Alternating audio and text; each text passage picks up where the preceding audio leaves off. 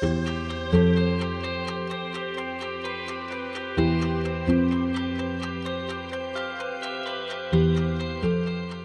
everybody. Welcome to this session on Metaverse. It's been a pleasure to be here today in Barcelona in Mobile World Congress.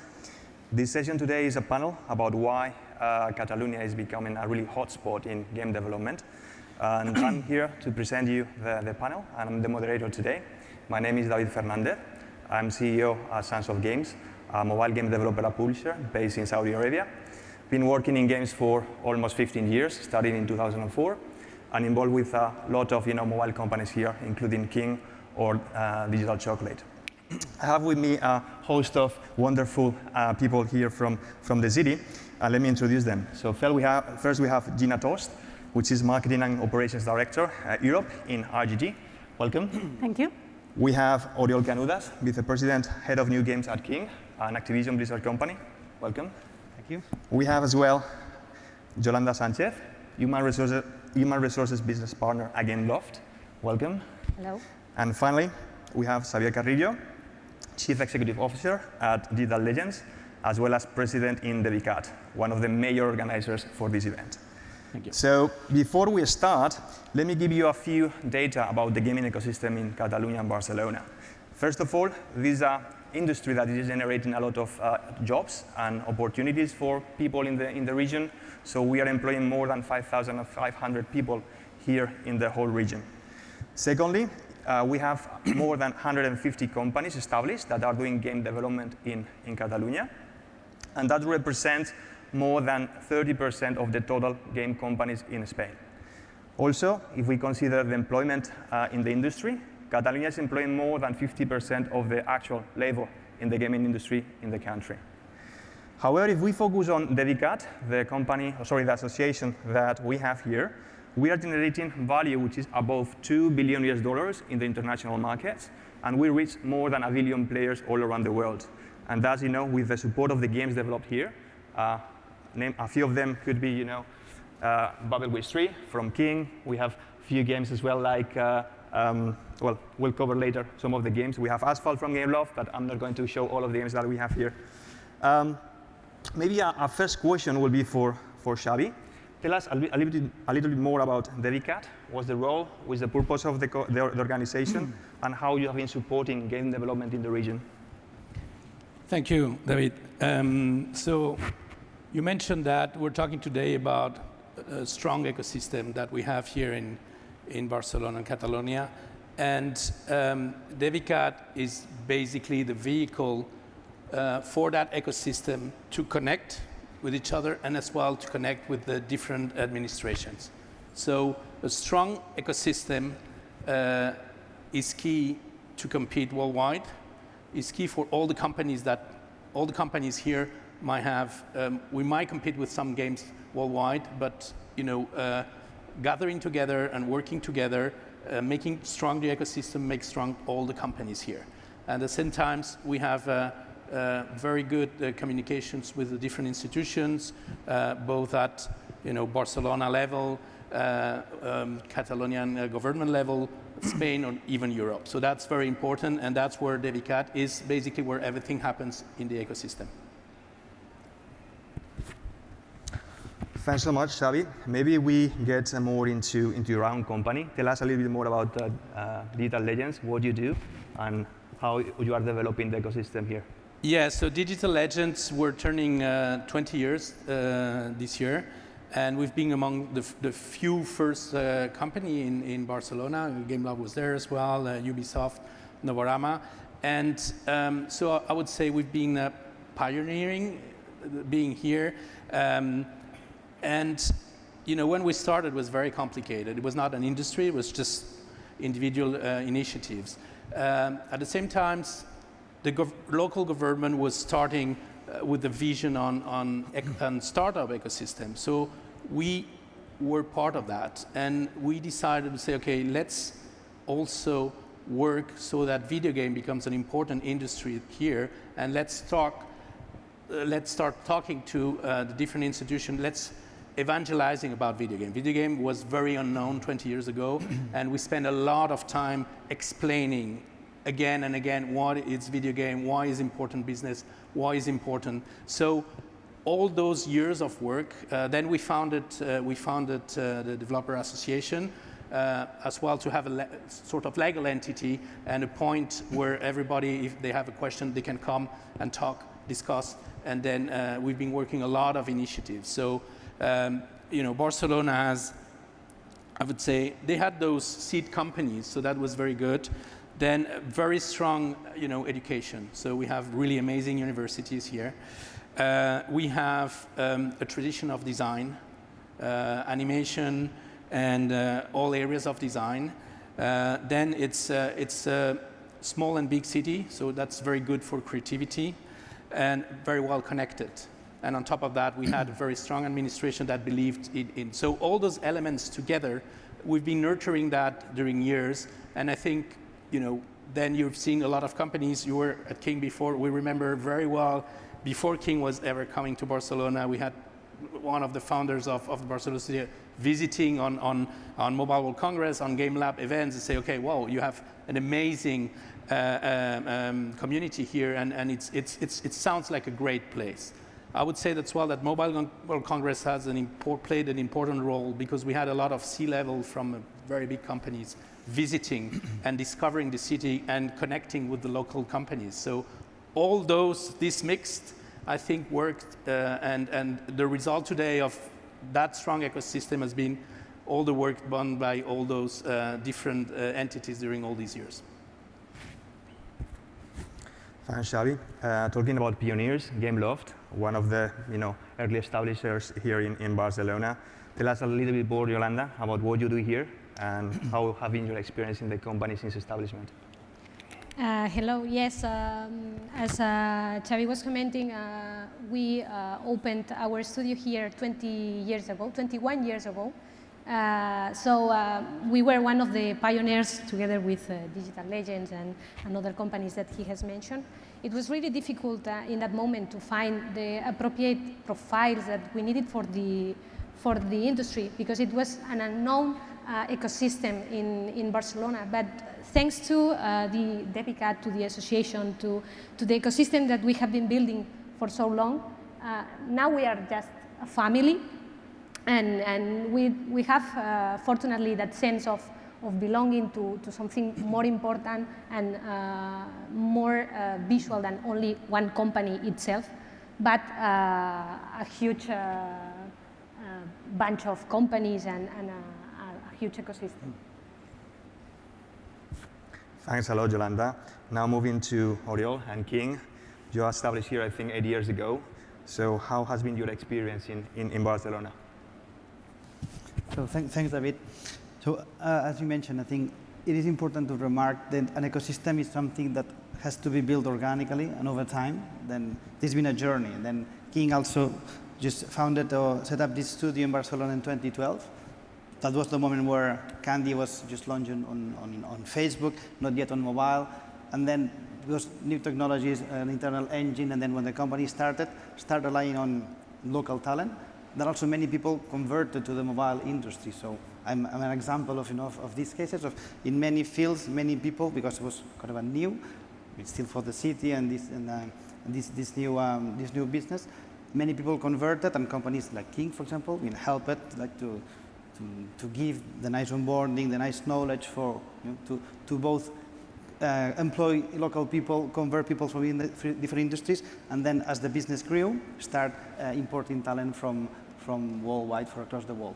Then King has been a player that started small 8 years ago, but the city has proven to be able to provide what it takes for a big company, in our case, to settle in and grow. So now today we are more than 500 people. This is a clear example of how much the city, the ecosystem can provide, what a company needs to be at the top of the charts. And I think Xavi mentioned all of this. I think why the city, why King is being building in the city is because all this administration has the right attitude, is always supportive, both to the small companies and to the big companies. All these events that are happening put the city into the map. So people, everyone in the industry knows what Barcelona is capable of doing and what it's doing. So it is really easy for big companies to sell the city and to import talent, because the cost of moving, the cost of migrating and going to a city like Barcelona, it's way smaller than to other places. And then together with this, I think associations like DeviCAT for me are at helping on and creating these synergies that we all have that are going to make the ecosystem stronger. So King has been an example that has been a participant, an important player into the ecosystem that has fed other companies, and now we all together have been growing the ecosystem, and we are circulating talent and working together. Thanks a lot, Oriol. So moving now to Gina, IGG. You are maybe the new entrant here, been established for 3-4 years now. So what has been your experience working here in the city, and what are you doing in the city? In a healthy environment, a tree grows with other trees, and it's called a forest. And they do not compete for resources, but they compete to have the better tree, the better forest. That's what we are trying to do here. When IGG wanted to open an European headquarters in Europe, in any city in Europe, they thought about Barcelona because other companies like Ubisoft, like Gameloft, Digital Legends, King, Social Point were already here. So they knew it was a healthy environment to live with a lot of talent, with other companies. So they knew it was the right place to be. We are the new players. IGG is a very big company with more than 2,000 employees worldwide, 21 offices along all the cities in the world, but only one in Europe, and it's in Barcelona. Our goal here is to know more about the Western market. IGG is a Singapore-based company, so it's very Asian-focused, but he has also a side on the Western market. So they want to gather all the information and use all the talent that we have here to grow big and provide new games and new experience to everybody. Thanks a lot, Gina. We have covered a few topics from light perspective. So maybe one of the things I'm interested to hear from the panel is around talent. I think we all mentioned that the talent is already available in the city, that you have been working with since the very beginning on increasing that talent, working with universities, with companies that can support these degrees, these careers in games. So maybe in this case, Yolanda, can you tell us more about your experience working with universities and local institutions on educations and creating talent? Of course. Basically, what we are trying to do is to work together with them because, for example, some of our employees are already teaching in those universities because it's important that we can provide to the students a real environment about what's going on in the gaming industry. I mean, theory is always good, but in a way, it's important to explain them what's the reality of the gaming industry nowadays. And we are trying to help in that with employees teaching and universities. We are also signing agreements with universities to bring students to our studio to continue growing and learning while studying, trying to get more profiles and even show them what's the importance and the overall challenge that our industry can be for them in the future. So maybe Xavi, thinking both from Digital Legends perspective as well as DeviCAT here, how have you been supporting these conversations with local governments, regional governments, national governments, universities to define these career paths, define these opportunities? As most of the people working in the industry for long have been, in a way, self-teaching themselves. They have no proper degrees. And how have you collaborated with these institutions? Yes, for many years we had very good tech universities, art universities, nothing specialized in video game. And so we had to train people in our company. So I think being here 20 years, we've trained a lot of people from a lot of talent from other companies in the ecosystem. And then we realized again that as an association, you can identify problems for all the companies and then again talk to the right people. So we work with the government. We push very hard as an association to have them validating the first video game degrees. So that was a push that was between you know, the ecosystem and the government, and so they started. And then now we are working as well with some entities that are responsible for universities from a government perspective. And we have direct dialogue with many universities, not only as a company, but as an association. So what we're seeing right now is we had the first generation of talent that had a specific video games education. And I would say the potential of the talent is amazing. Of course, we need to work with them to improve that because you know, they're still very young education.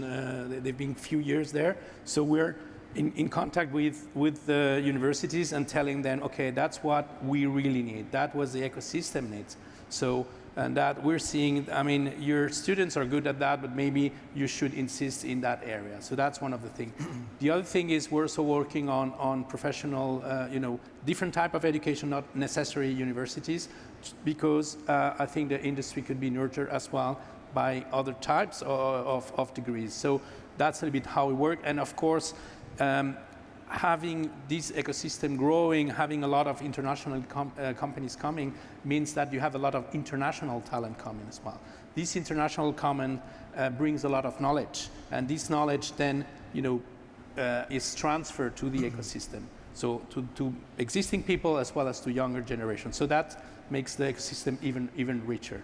And finally, I think we're also trying, working with the university, they need to be more international. They need to be connected. That's very important, to connect, bridge between universities so that it can export talent and import talent, export teacher and import teacher. I think that's something we're working with them. They're not quite yet there, but we hope that another example is, for example, I mean, English is the language of the industry. And now you see some degrees, they're full in English. That's a result of the industry telling, look, you know, you're a student, we have to take them on board, and then we have to teach them English, because if not, they won't be able to work. So, you know, that's how I would say that ecosystem is working, a lot of dialogue, and it's improving. Thanks a lot, Xavi. You touch upon international talent as well, which is really an opportunity that we can create in the city, bringing people from outside of Spain, outside of Catalonia, to create this knowledge base that we need to develop the industry. And I think here maybe King has the experience on bringing a lot of international talent. What do you think the city can offer to these people coming in? Yeah, so first off, when it comes to this business, is about talent, so point number one. And to create strong teams, you have to have this mix of, you know, of local, younger, and then these top individuals. And just echoing what Xavi has mentioned, I think the city is now offering tailored programs, and I do like and appreciate a lot that the universities are really eager to understand and to learn from what is needed in the industry to tailor their programs to have, you know, even better prepared professionals. That's really an asset. Then when it comes to top talent that you are been pushing hard to bring them here, so first off, is the city is really easy to sell. This is really important. So the city is an open city accessible, well placed. The quality of life is really like a selling point. And over time, when people have to make the hard call of, you know, moving from another country, the ecosystem is really important too. So if this project fails for some reason, they know that today there's an alternative, right? So all this organic ecosystem is also really important that we consolidate. So the cost of, you know, moving, changing is lower and lower. Then I think I have many examples, but people have come from all over the world, and I think it's also relevant that most of the people that came here initially for a short period of time either have stayed here or have established in the city, and they, they become ambassadors of, of the city. Then, I think it's by bringing waves of talent, they also have like a call-out effect for their own, areas, a network that brings new people. Because, again, to make like an important call as such of moving to a new city, having some reference, understanding, what the ecosystem looks like, or knowing more about the city is a fact. Something that we have done, for example, kind of to sell the cities, people that were hesitant, we invite them to come here, then to spend like some days here, then they meet us, they see the city, the office, and then make the call. I can say that most of them have really been convinced after visiting us. So. Thanks, Uriel. Things you mentioned about the snowball effect here, trying to amplify, what are the things that we are doing by bringing international talent.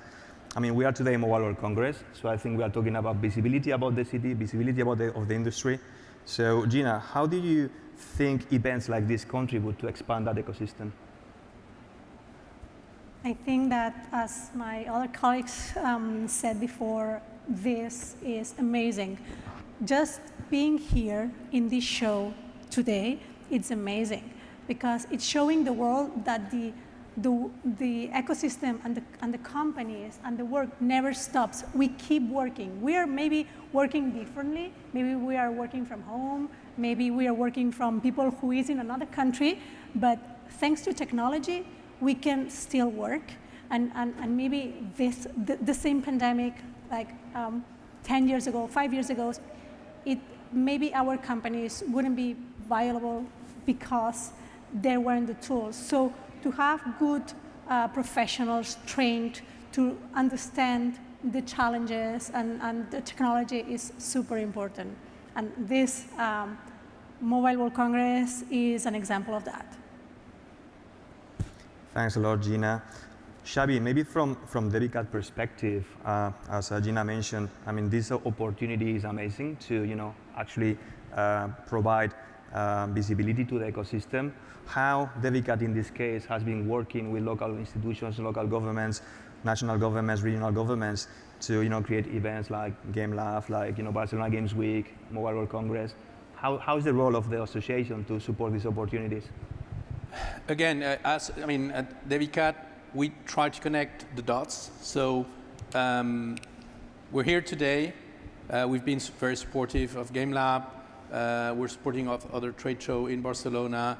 We are everywhere we go in any international events. We always mention, Barcelona and how good the ecosystem is. So this is like, I would say, a way to reach the word of what he's been doing here, and at the same time to bring, to the ecosystem what's happening around the world. So it's really important. It has been key, as I mentioned before.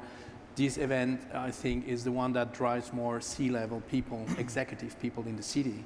So it's been amazing for us for years to have, big hardware manufacturer, big industries, C-level coming to your office because it's just a few blocks from here and because they're in the city for work.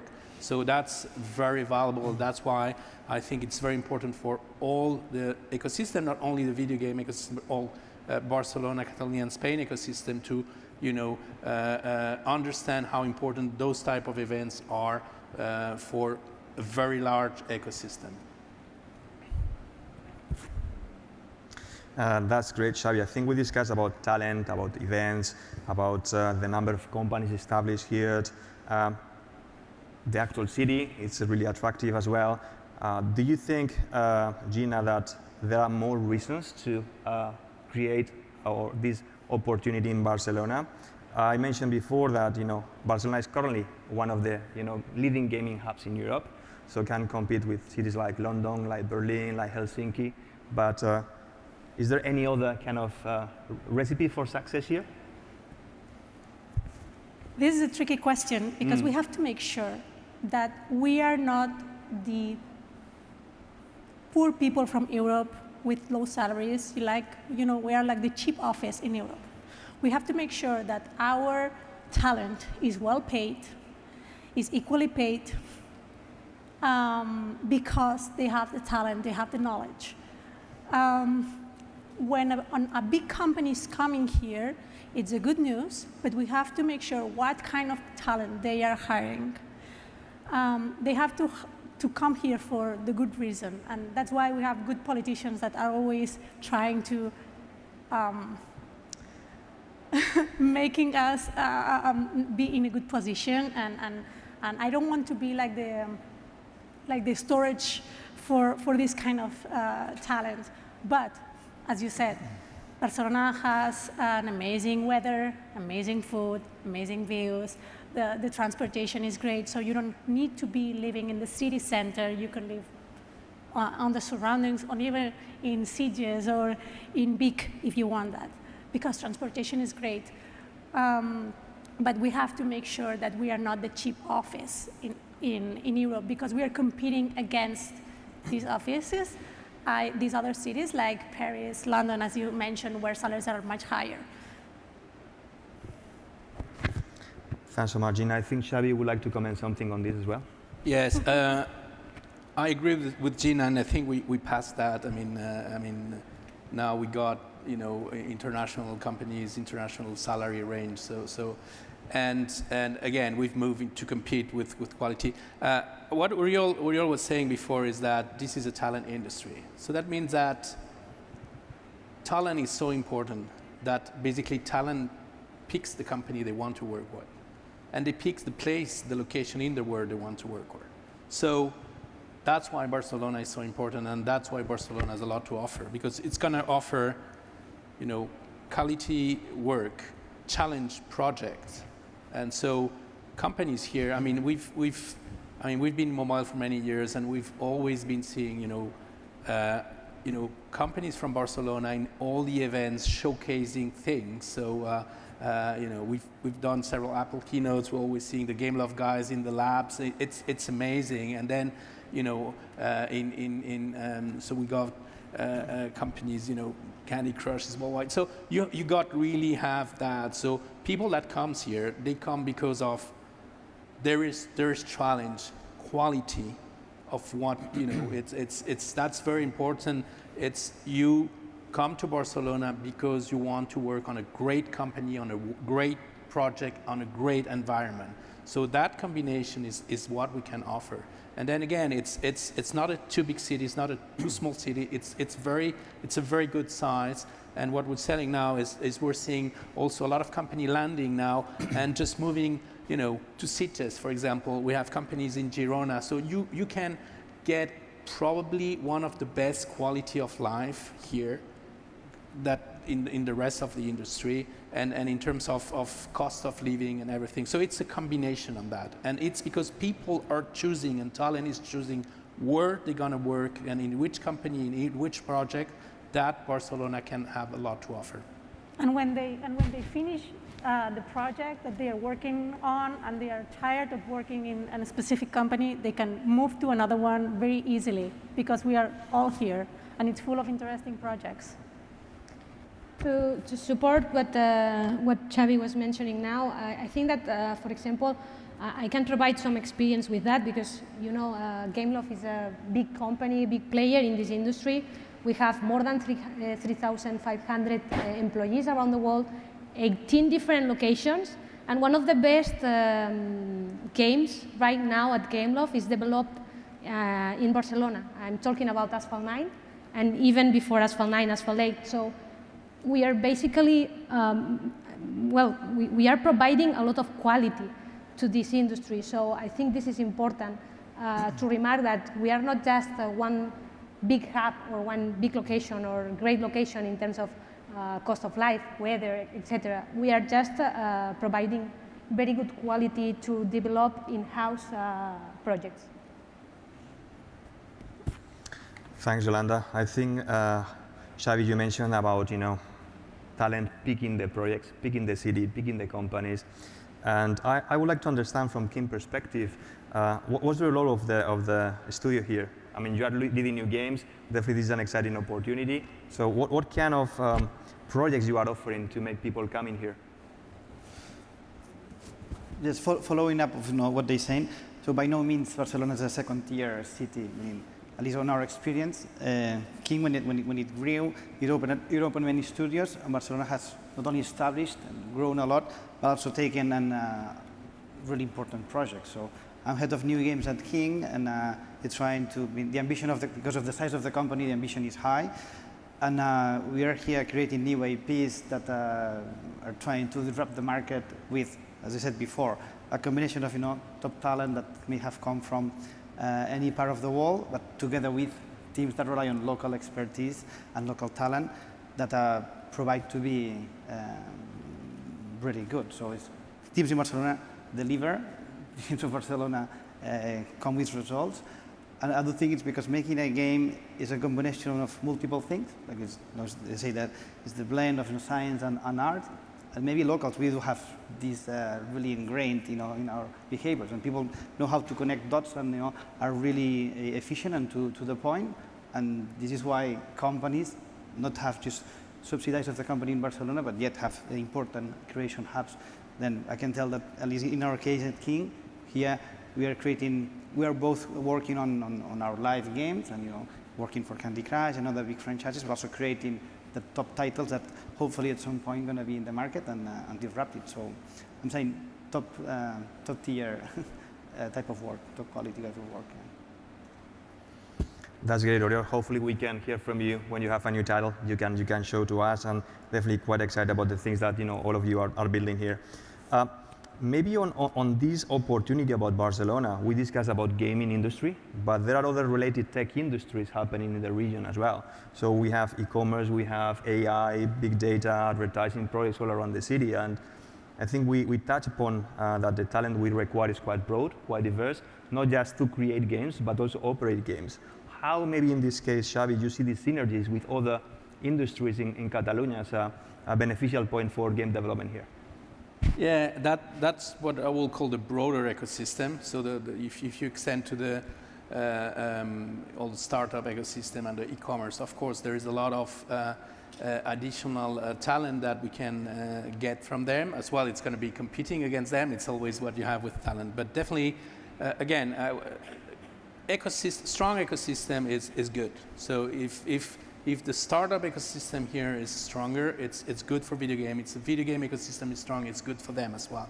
Because, I think we excel. I mean, video game is excelling in a lot of tech that then can be used also in other ones. So all this flow, all this exchange, again, getting talent, training talent, all that is very important. You mentioned AI. Of course, that is getting more and more important in the live ops part. So definitely a lot of possibilities to interconnect those ecosystems and for us to as well embrace new technologies. So maybe Yolanda, what's your perspective? How do you see other talent coming from other industries joining Gameloft in this case? I think this is always something that enrich the industry.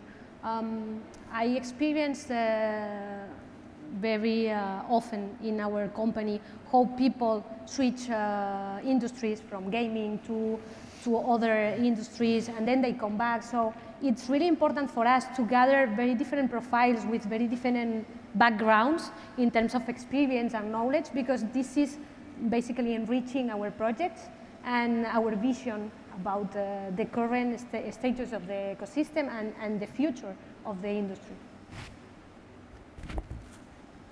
Thanks, Yolanda. Oriol, you have gone through a personal transition as well, moving from one industry to another one. And I think it's important to know that in the gaming industry, we are creating new jobs, we are creating new careers. We are a kind of really top technology industry that is providing these kind of new jobs that are not defined yet. So how do you experience that, and how would you recommend thinking about the broader ecosystem to bring talent into the companies? Yeah, I think you're fully right. First off, I think this industry is always evolving, and we are creating jobs, and both in more specialized jobs, but also new jobs that did not exist in the past. That's why, first off, when it comes to talent, there's a mix of hard skills and knowledge, but also the capacity to adapt and to learn and to integrate new type of content. That's why when in our selection process, we really look at the individual too. That's why I mean, it is important that comes with some certain background, but the potential of growing or evolving from it is fundamental. That's why, for example, companies having a rich ecosystem is important because it's startups start with lower budgets. They have different objectives. Bigger companies can provide bigger budgets and maybe even more ambitious projects that also push the boundaries in certain aspects, be it in technology, be in any other field, that train people that become more experts in those fields that that after can evangelize, you can teach new people. So that's why it's so important that all the parts of the ecosystems are there, because really one retrofits the other. And then in this case, big companies like ours will really push the boundaries in many fields that all these people at the end gonna either go to another company or set up their own company and gonna enrich into the whole system. But yeah, individual is at the end the important part, because this industry is never static. Thanks, Uriel. Maybe thinking on what's next. I think that we discussed about how we see the ecosystem now, which are the opportunities that we can provide here for companies to establish or to become an opportunity for international companies as well to come here. But where we can do better, Gina? Where are the opportunities that we can actually develop better the ecosystem with the support from organizations like DeviCAT or with local governments? How do you see that happening? Nobody has a vision on the future, so nobody knows. But if we work together, as we are doing, for example, with DeviCAT, DEF, AEBI, and the different gaming organizations that we have in our country, it's a good way to share an experience, because my problems are also their problems, on the other way around.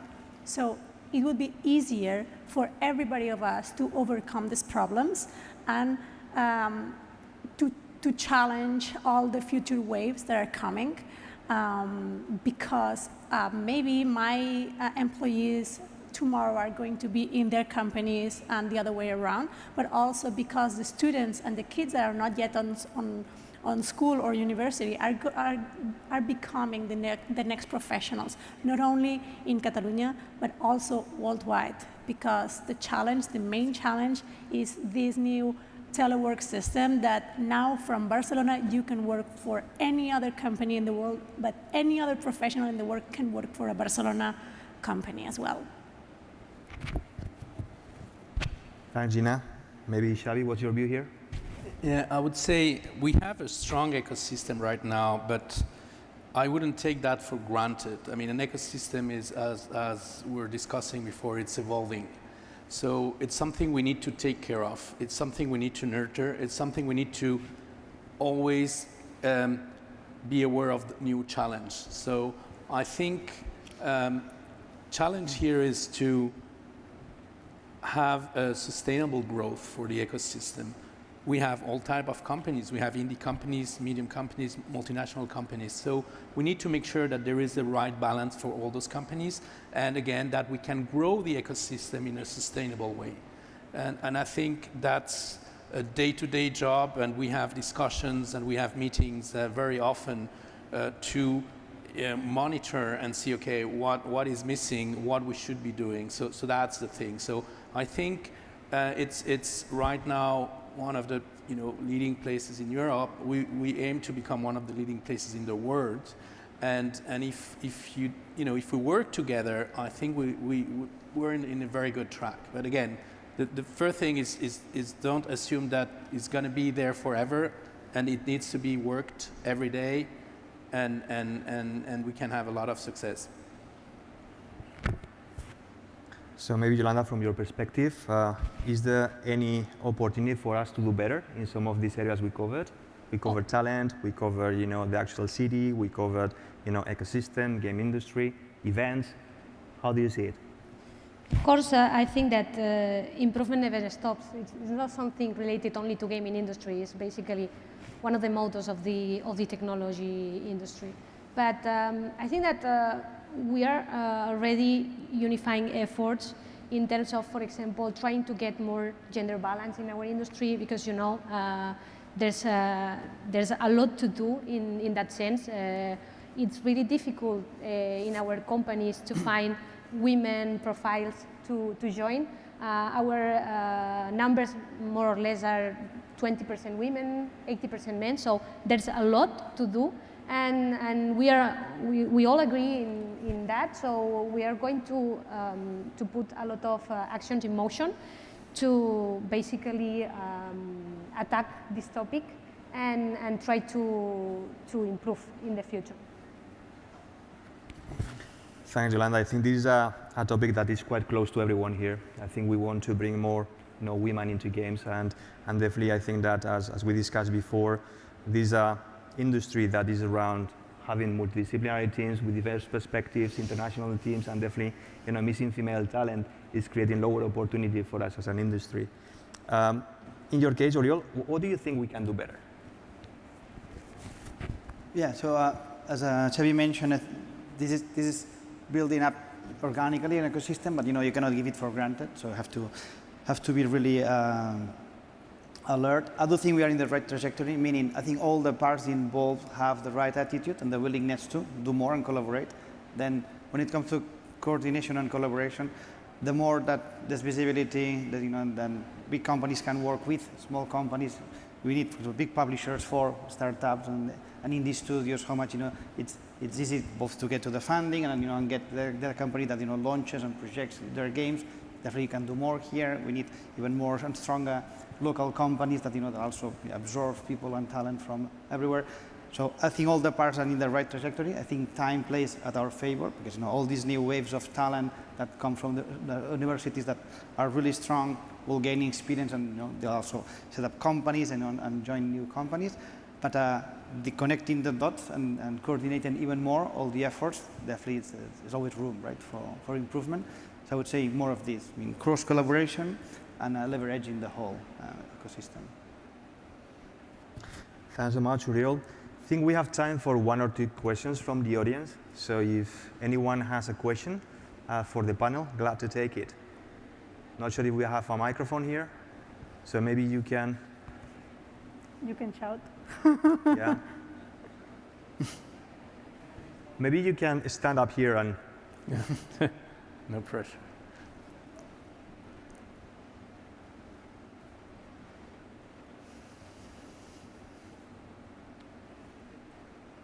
Please tell your name and what are you doing as well. Thank you.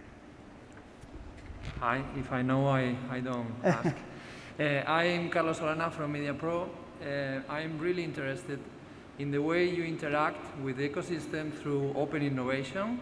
What kind of structures are you using, for example, to integrate startups in your process of creating, improving, developing new technologies, video games, etc.? Thank you. Thanks so much. Maybe, Xavi, you can take this one? Yeah, I mean, one thing that this industry has is it's all innovation. So we never know when we start a game, we don't know what hardware is going to be delivered, what is the business model.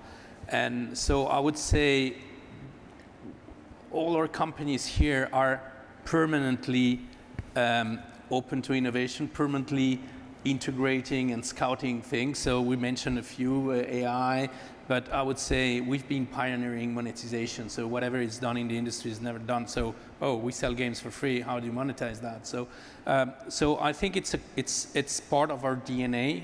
It's part of our needs.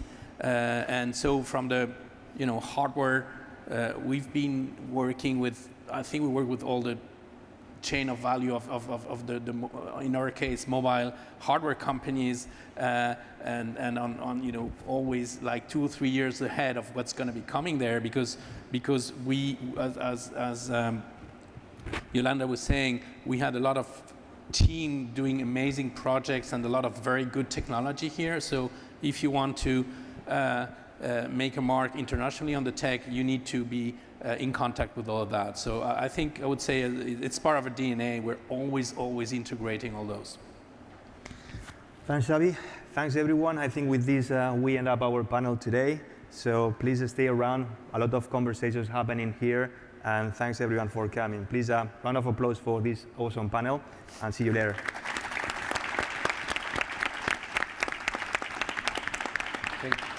Thank you so much to the panelists. Just to inform you that we're going to take like a 5 minutes to change the mics for the next panel, so stay seated if you want. And we're going to start with the second panel soon. Thanks.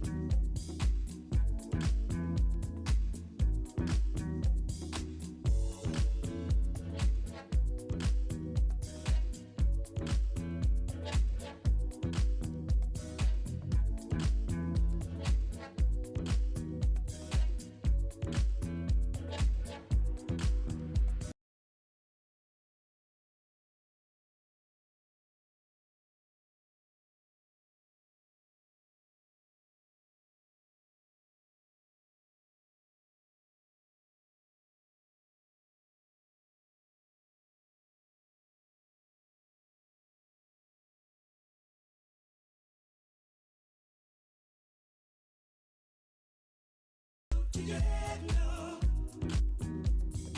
Don't let it go to your head, no, no, no, no.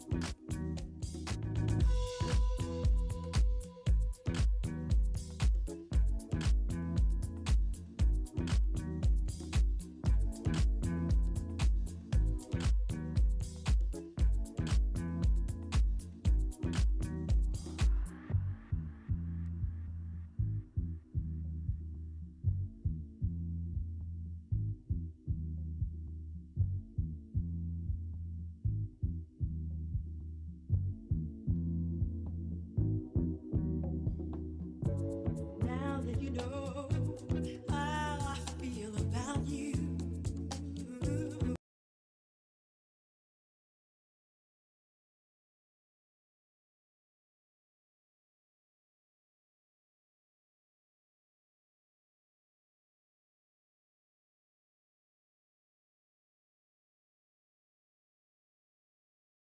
Go to your head, no. Don't let it go to your head, no, no, no, no.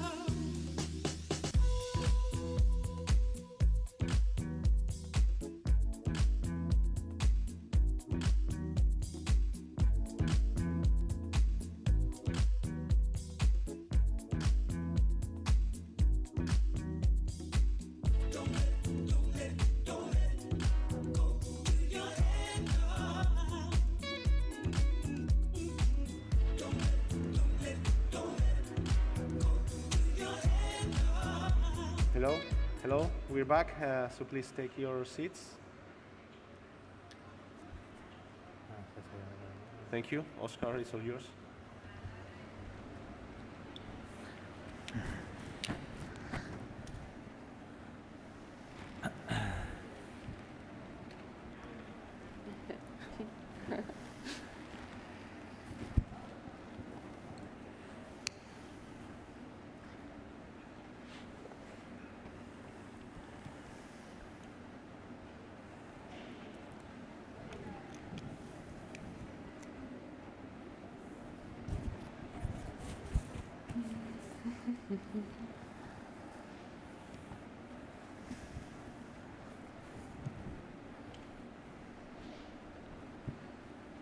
Yes? Okay, thank you very much for being here. I think that we can start with this second panel today with this awesome attendees that you are here and our people from the video game industry in both sides. We have Marie-Thérèse Cordon from Ubisoft. We have Eduard López-Plans from IO Interactive, Tony Cabello from Bleedworks Larian, and Saúl Gascón from CI Games.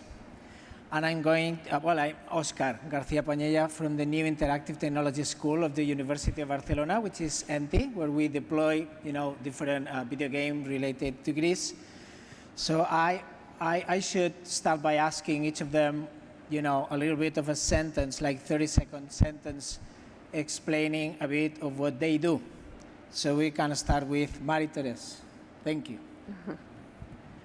Thank you, Oscar.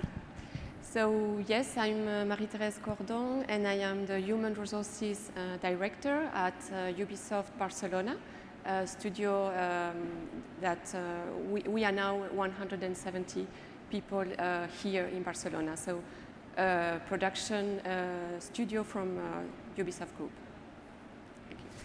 Thank you, Marie-Thérèse. Time from Saúl. Hello, everyone. I'm Saúl Gascón from Hexworks, a CI Games studio.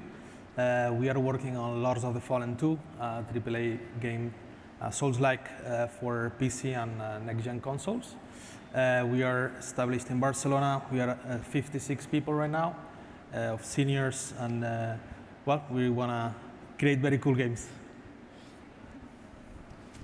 Thank you, Saul. What about you, Eduard? Good morning. Hello, everyone. I'm Eduard Lopez. I'm the studio head of IOI Barcelona, the newly opened studio from IOI. 20 years of history making AAA games. And Barcelona is an important part of our plan to become the most desired studio in 2024. Thank you. And last but not least, Tony Cabello. Thank you. Hi, hello everyone. I'm Tony Cabello. I'm founder of Bleedworks, a game porting studio very well known for porting indie games. And we also develop Spelunky 2 in coordination with Derek. And lately, we have been recently acquired by Larian, which wanted to build a studio here in Barcelona. And we are like the building stone of that studio. Thank you, Tony. Thank you very much. So let's go straight for the questions. I have a very first question that I'm going to direct to Marie-Thérèse, which is, which ones do you think that are the implications of having a city for, let's say, two markets, which are like casual, mobile, versus, you know, AAA console-related games? Which ones are the implications of having like both, let's say, hubs in the same space, in the same city? Okay, good. Well, I think that video games are in all these platforms. So at the end, the interesting thing is that both industries or both type of games will, add to one another. We at Ubisoft were pioneers in installing ourselves in Barcelona 24 years ago, and we were doing AAA already. We, in our studio, in the studio in the one I work, we've been doing AAA since that moment. At Ubisoft, we also do mobile gaming, and yes, it's true that the ecosystem grew in Barcelona thanks to mobile. So, in fact, it's a retroalimentation. It's growing the ecosystem, and whatever grows the ecosystem, whatever grows the industry is interesting, because this is a booming industry. This is an interesting industry. We believe in the power of games, so it's really complementing itself. Mm-hmm. Thank you. Thank you very much for your words. Tony, there are companies, indie companies that have been successful. Some of these companies have been acquired by much bigger companies, which might be your case, right? In this new context of AAA and console, which one do you think that is the role of indie companies in the same place, in the same hub, where all those big companies like Ubisoft or Larian, in your case, are interested in growing this sort of AAA games? Yeah, well, in our case, the acquisition has been, of course, because of the talent. We built a team, and a very tight team, and very technical team. And it was very interesting to start with a group of people that is already working. So I think every company has its place in this big industry. Being indie, it doesn't mean you are not useful. I mean, you are contributing to the whole ecosystem. And lately, as it has been explained in the panel before, it's everything about talent. Games are made by talented people, and as soon as you are in good hands, in a good team, you have a place in this industry. No matter if you are very small or whatever, it's important to have in the companies growing up and contributing in every way. Many thanks, Tony. Juan. Now I flip the question a little bit, and I imagine that we position ourselves as a big company, a video game company, AAA. Which one do you think, which is sort of your case? Because you come from another sized company, but now you are IO Interactive. Which one do you think that should be the positioning of the new companies that are landing in the city? Well, I think that the most important role of these companies is to provide these awesome projects for people to come work on AAA, to help build this talent, to help some people make the transition from mobile games into AAA as well, to share the know-how we have, to grow the industry, to become stronger in all senses, right? So I think we are in a very good position for this. Barcelona has a lot of potential, has a lot of people, has a lot of talents. We need more of this, and we need to help them become even better. Thank you very much. And again, last but not least, Saul. Do we need the same talent in order to build different kinds of games? Because, you know, building games that are for the casual mobile market might be one thing. Building a AAA PC console game might be another thing, or not. Do we need the same talent?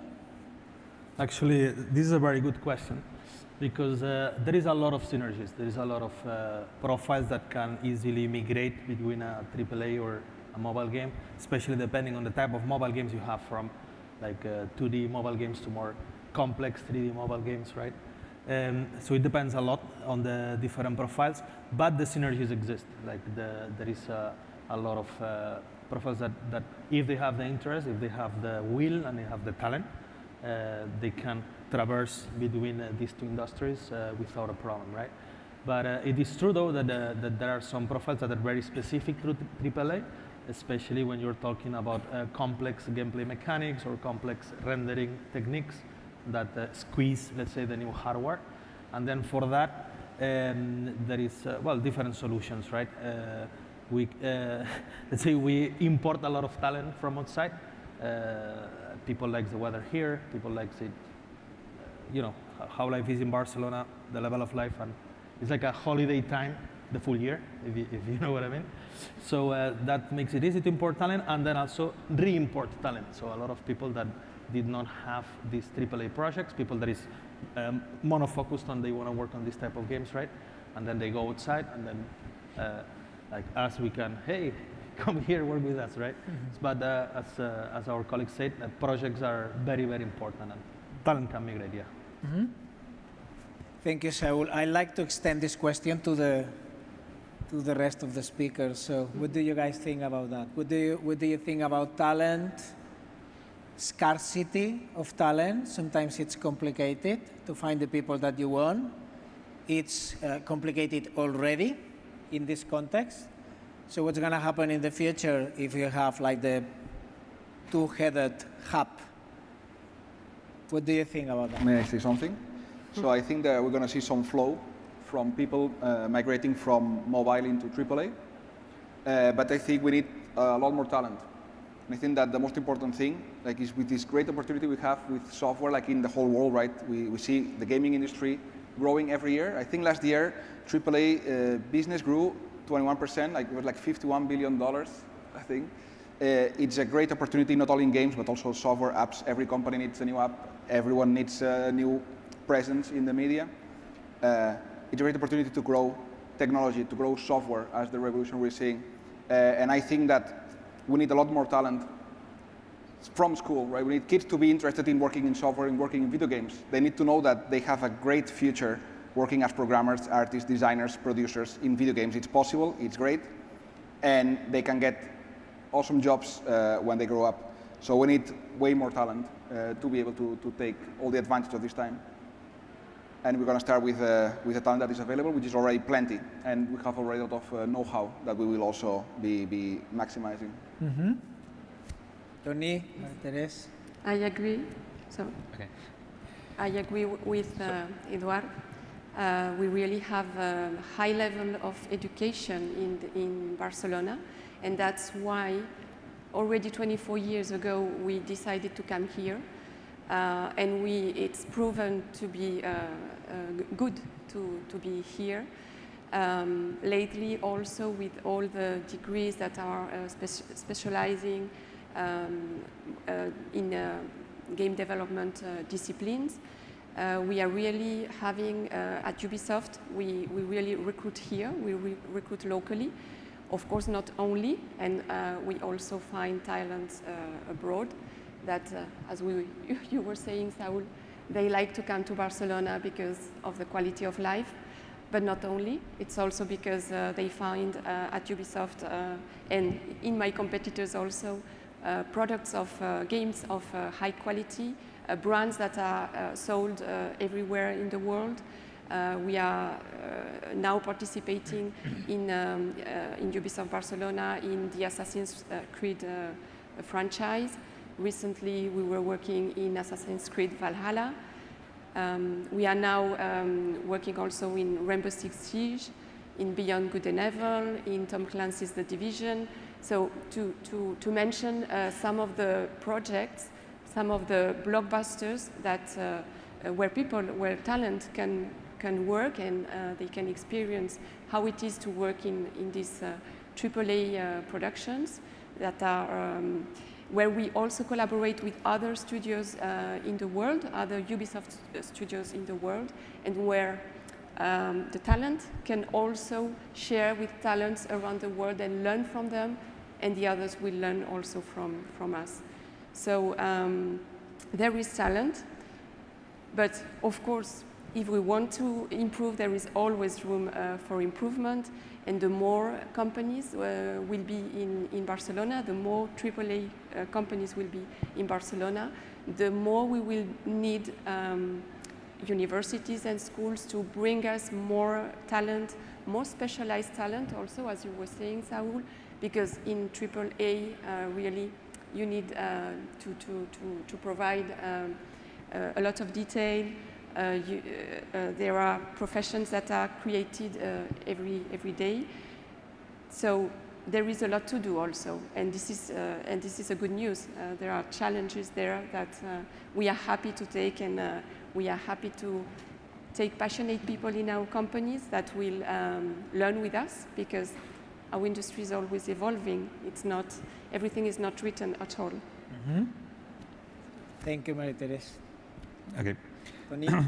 So we have been, like, these past 10 years, we have been in the same city as a growing mobile business, and we were like almost the only one people working in consoles. So we have been like in minority for the whole time, and seeing like well, the other industry really booming.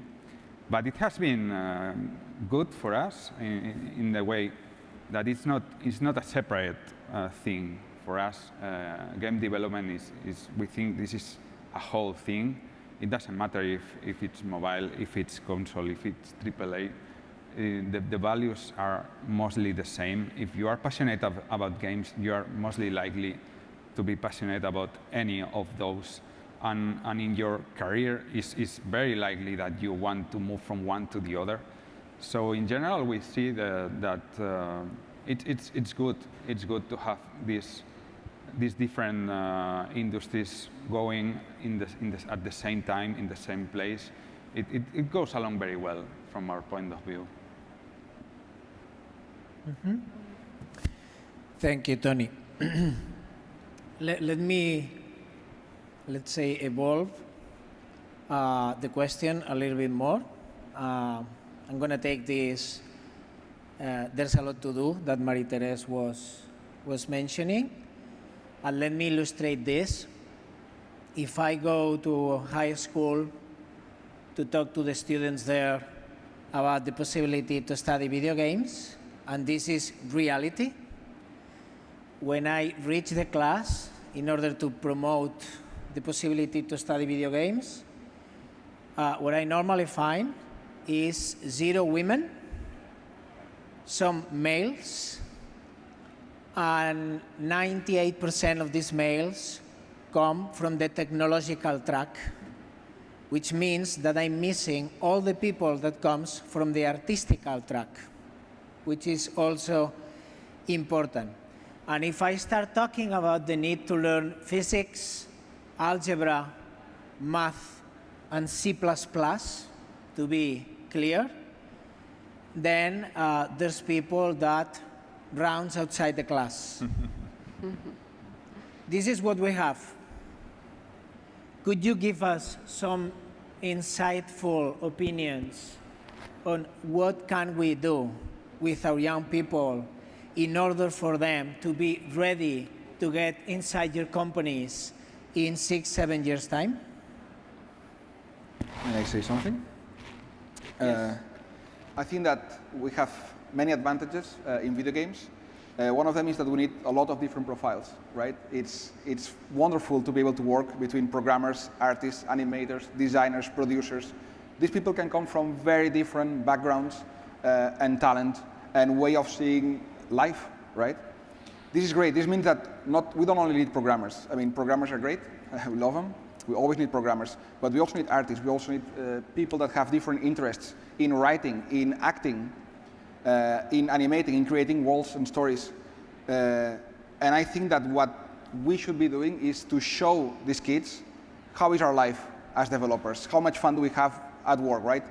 What are the cool things we do? What are the challenges we face? How good of companionship we have at work and how we help each other to overcome these challenges and to present something that other players will love. And I think that the first step is for them to enjoy games, to make, from our side, really awesome games that these kids will love. Also, we need to make games that girls will love. So these girls, they see something they like and they can also work and they want to work with us in making these games, in making these universes. And I think that we just need to show them the truth and we need to make it more popular and we need to talk to the kids to show them the bright future and the great opportunities they have today and they will have tomorrow in video games, in software, in media, etc. Mm-hmm. Before jumping into someone else, let me add something. When you call a school and you say, I'm going to come here to talk about video games, one of the issues that we have is that 90% of the schools understand that video games are about technology only. So the problem is much bigger. So when you reach the school, the students that are ready to listen to you, that have been sort of selected by the school, are the ones connected to technology. Because the problem is much bigger. Society thinks that video games are about technology only, not narrative, not art, not a lot of, other things, right?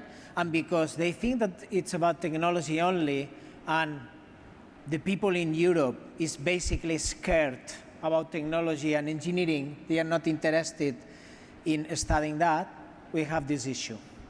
Okay? So it can be approached from different sides.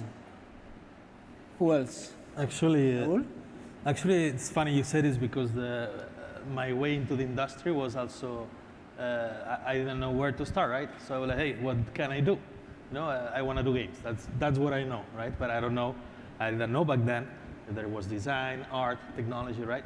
So what did I do? I went to study programming, right? That's what everybody was telling me, right? So I agree with you guys that there is a need of explaining better what are the different opportunities in the game industry. I have been lucky enough to be in Sweden for 4 years, working there in a big company. We hired a lot of juniors, and they have really good schools there, right? And the way that they operate those schools is from a very pragmatical way, with a lot of synergies with the actual companies. So what does that mean? Is that all the lectures that they give, all the different classes, all the different let's say, specialities that they offer, I agreed with the gaming companies, because again, the game industry is constantly evolving, constantly, right? So then the different tracks that they build are built together with the big studios there, right? And this is really good because then generates a good synergy. Ourselves, we were part of that program. We were helping those mainly two big universities there. And we were actually on every 3 months, we were going there, seeing the students, seeing what they were doing, orienting them, etc. And this really allowed us to build a team of more than 100 people, 120 at the end we were, in 1 year, right? And majority juniors, also some seniors and some people from the company, but that really helped a lot. So I think that if we focus, like, yes, drying the hair like a ninja in blue, probably that's not the, making a school like that's not gonna work. We need to actually work with the universities closer to help them build what is relevant for us, right? And then hopefully then kids understand, like, okay, these are the different paths that I can take, right? So as very well Edward said, it's not just code. You have code, you have art, you have design, you have production, and you have a lot of other things, a lot of other specialties, right? Thank you, Saul. The fact is that when you go to the university, you go to the people that is already a believer, and they are clear about doing video games. But what about the people prior to university, which should be the people to decide to go to the video game industry? There we have the big issue in the schools and in high school, because there's a huge bias about what they think that video games are and what their professors think that video games are and what society in general thinks, you know, parents, etc., that video games are. So I guess that we need to do something prior to university, although this is great what you were saying, that you can sort of connect all your knowledge with university and provide all these juniors the opportunity, right? Tony? Yeah. I have a small story that connects exactly with what you are trying to say before school and university. I have a daughter with, she's 6 years old, and I used to play with her to some games on the couch, on the console. And at some point, she started to ask me, hey, I want to play as a girl with this game. And whoa, that's not possible. This game only has a guy. No, but I want to play as a girl. I am a girl. And then I started a path of finding games that can be played as a girl. And I was shocked when very little games came out of that search. And it was completely coincidental, not related, but at the same time, when we decided that Spelunky 2 will have a female hero, Anna, it was not related, it was a coincidence, but it was a very good move, because then it was actually more games started to do that. And it made me think, okay, we have been a male industry for a lot of years. We have been sensible with that problem, and it's there, and you can see it with a 6 year. So it's a real problem. We have to address it over time. It will take a lot of time, and make more inclusive game from that point of view. That will grow that passion in people from that ages, because if they disconnect, if they don't feel included in that space, well, of course, when they go to high school, when they go to the university, they are going to feel, well, this is not something that I believe I can belong to. Mm-hmm. Mm-hmm. Yeah. I'm gonna jump to Marie-Thérèse. Yes. But just saying one thing, because you are the girl here, so. But that the thing is, we have this issue about women, let's say, interested in science, engineering, technology in general, not only in video games. But we also have the issue about general population a little bit afraid of technology and engineering. And then when it comes to video games, sometimes they decide to study art because it looks like doing video games, but easier. And you need to know that, because this is how their mindset works when they are in the first year of the university. Okay? But I jump to you. Well, I was just going to say that, well, at Ubisoft, for example, we have some initiatives to, well, yes, to go to schools, to inspire girls, show them that women, of course, can be in technology and in anything.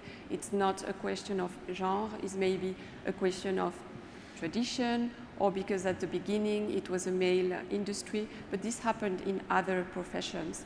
So I think we are in a good moment where this is happening. In the studio, we already have many women that are programmers, for example, and we want to continue doing this.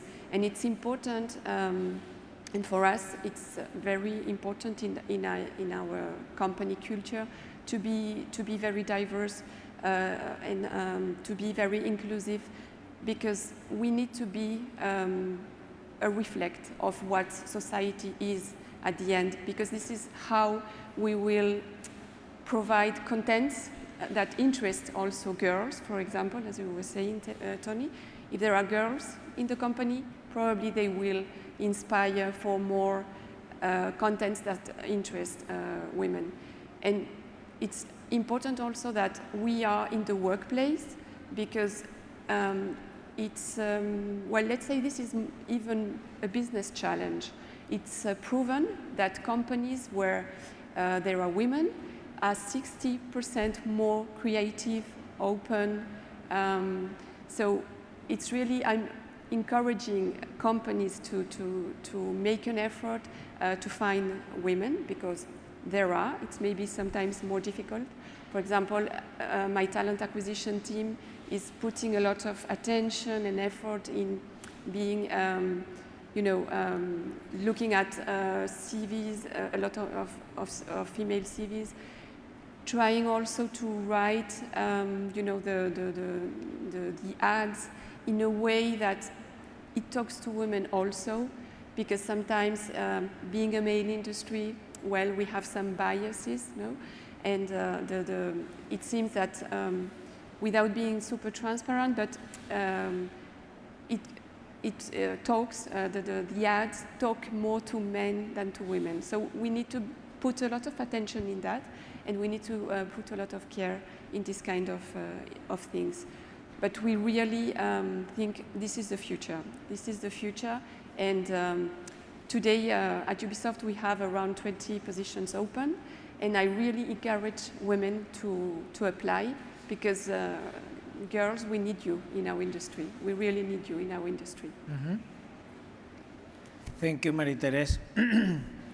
I would encourage anyone that is devoted to video games here and they have kids in a school to give a talk in the school and explain what video games are.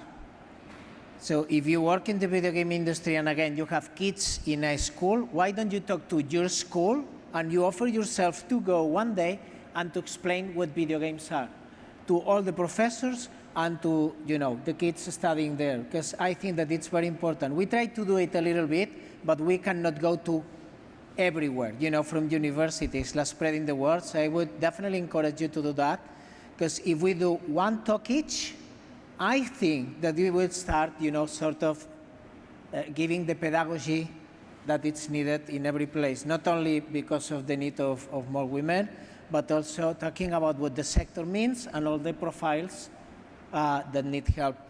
I'm going to change the question. Let's go to another one.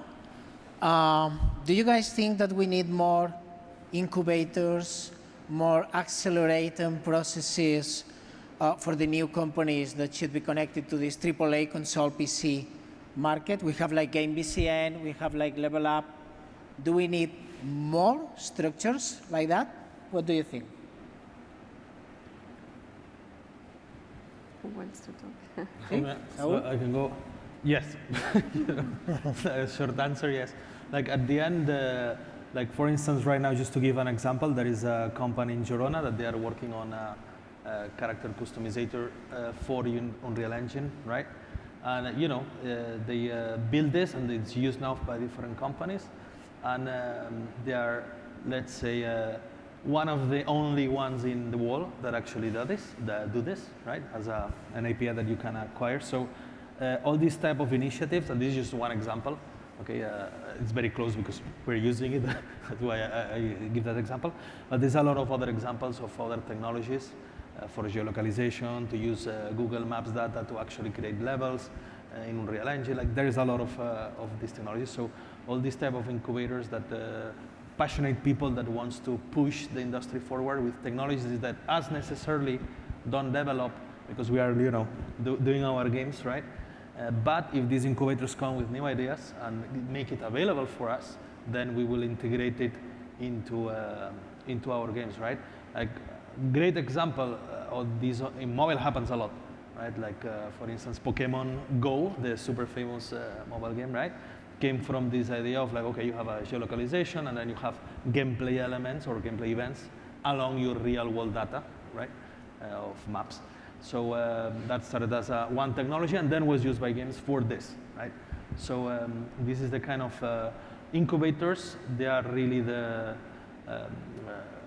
let's say, they can trigger things that we cannot even think about right now.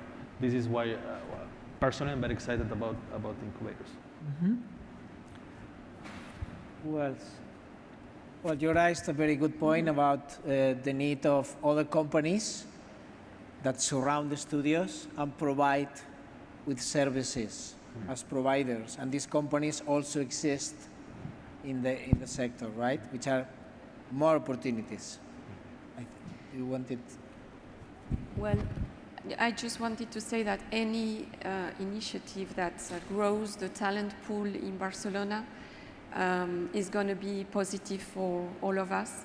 And well, any initiative, yes, where people, go to the limits of technology, tries to go over boundaries, are passionate by video games, and increase their capacities, their talent, their competencies, anything, like everything around that is very good to grow our ecosystem. And the bigger our ecosystem is, the stronger it will be, and the more AAA games we will be able to produce in Barcelona. Mm-hmm. So, of course, any initiative like this is absolutely positive. Mm-hmm. Thank you. Growing the talent pool. Thank you, Marie-Thérèse. Last thing, could you share an insight with the audience, something good, wishful, that you would love to happen within the next 5 years in this city, unrelated to you and your industry, our industry? Tell us something, like a wish. No, a wish or a prediction or just a thought, a food for thought. I think like AAA, like it's taking off in Barcelona. It's gonna grow a lot. It's gonna go well. It's gonna be super cool for everyone. AAA is what inspired me to make video games, and I think it's what inspires most of game developers to make really cool games, the best games ever. That's what we want to do. We need to think about AAA is gonna be played by mobile as well, right? We talk a lot about mobile and AAA, but now AAA is arriving in mobile. It's already possible with some streaming services, and this is going up. So this means that many more people will be able to play AAA, many more people will see a future in AAA, and we are gonna grow, and we're gonna do great. So I think it's fantastic. Thank you, Eduard. My wish? Yeah, your wish. Well, of course, to see our industry in Barcelona be even bigger. We are already strong. We are already not bad, but be already, of course, bigger, and see that we are absolutely inclusive and diverse. We are producing contents that speak to all the audiences, and we are 50% at least of women inside this industry. A wish. Great wish. Yeah. Tony, Saul? No. So my wish is, or prediction, right, is like a lot of years ago, the mobile industry in Barcelona was basically non-existent. There were pioneers there, like Digital Chocolate, like Digital Legends, and other studios that let's say, started working on a mobile to become a world reference, right? So now Barcelona is the hub of mobile worldwide. So my wish, if I could make a wish, will be for Barcelona to become the hub also for AAA, right? So that's my wishful thinking or prediction. We will see. With our effort and of everybody else, we can surely make it. Nice. Yeah. I think we have been having like for the latest year a lot of AAA related news regarding Barcelona, and it has been probably a coincidence because well, it has happened out of nowhere. But my prediction is that this is going to be an easier sell in the universities, in the high schools, in order to, hey, this is getting even more interesting, not only mobile, now you have even more options. So yeah, let's hope this is going to get more momentum. So in 5 years, all these new students can join. Very good one. Thank you very much for your wishes. I think that we have time for 1 or 2 questions. No? No questions? We are over? We are done? Okay. See? Okay. Wait, no. Okay then. Well, thank you very much to Tony, to Eduard, to Saul, to Marie-Thérèse for all your insights, knowledge, talent. Thank you very much to the audience here, to DeviCAT, to Editorial Proa, to Ivan, to Mobile. And you know, let's hope that, you know, the force is with us in terms of AAA and console market for the times to come. So thank you very much, and please stay healthy. And talk about video games in schools. Thank you.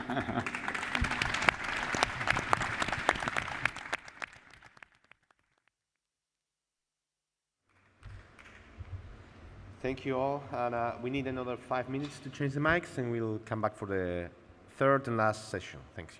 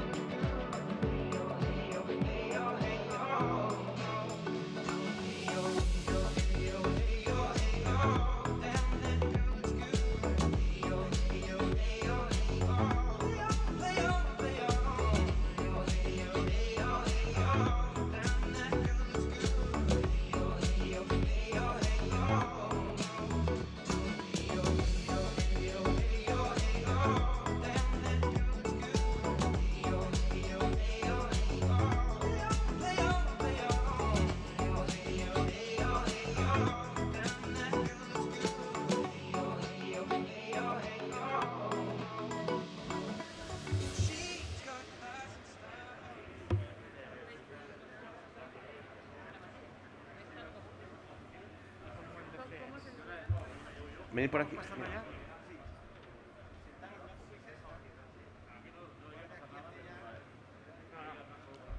Ya tengo la audiencia, si no salto. Si alguien me la pilla, salto, ¿no?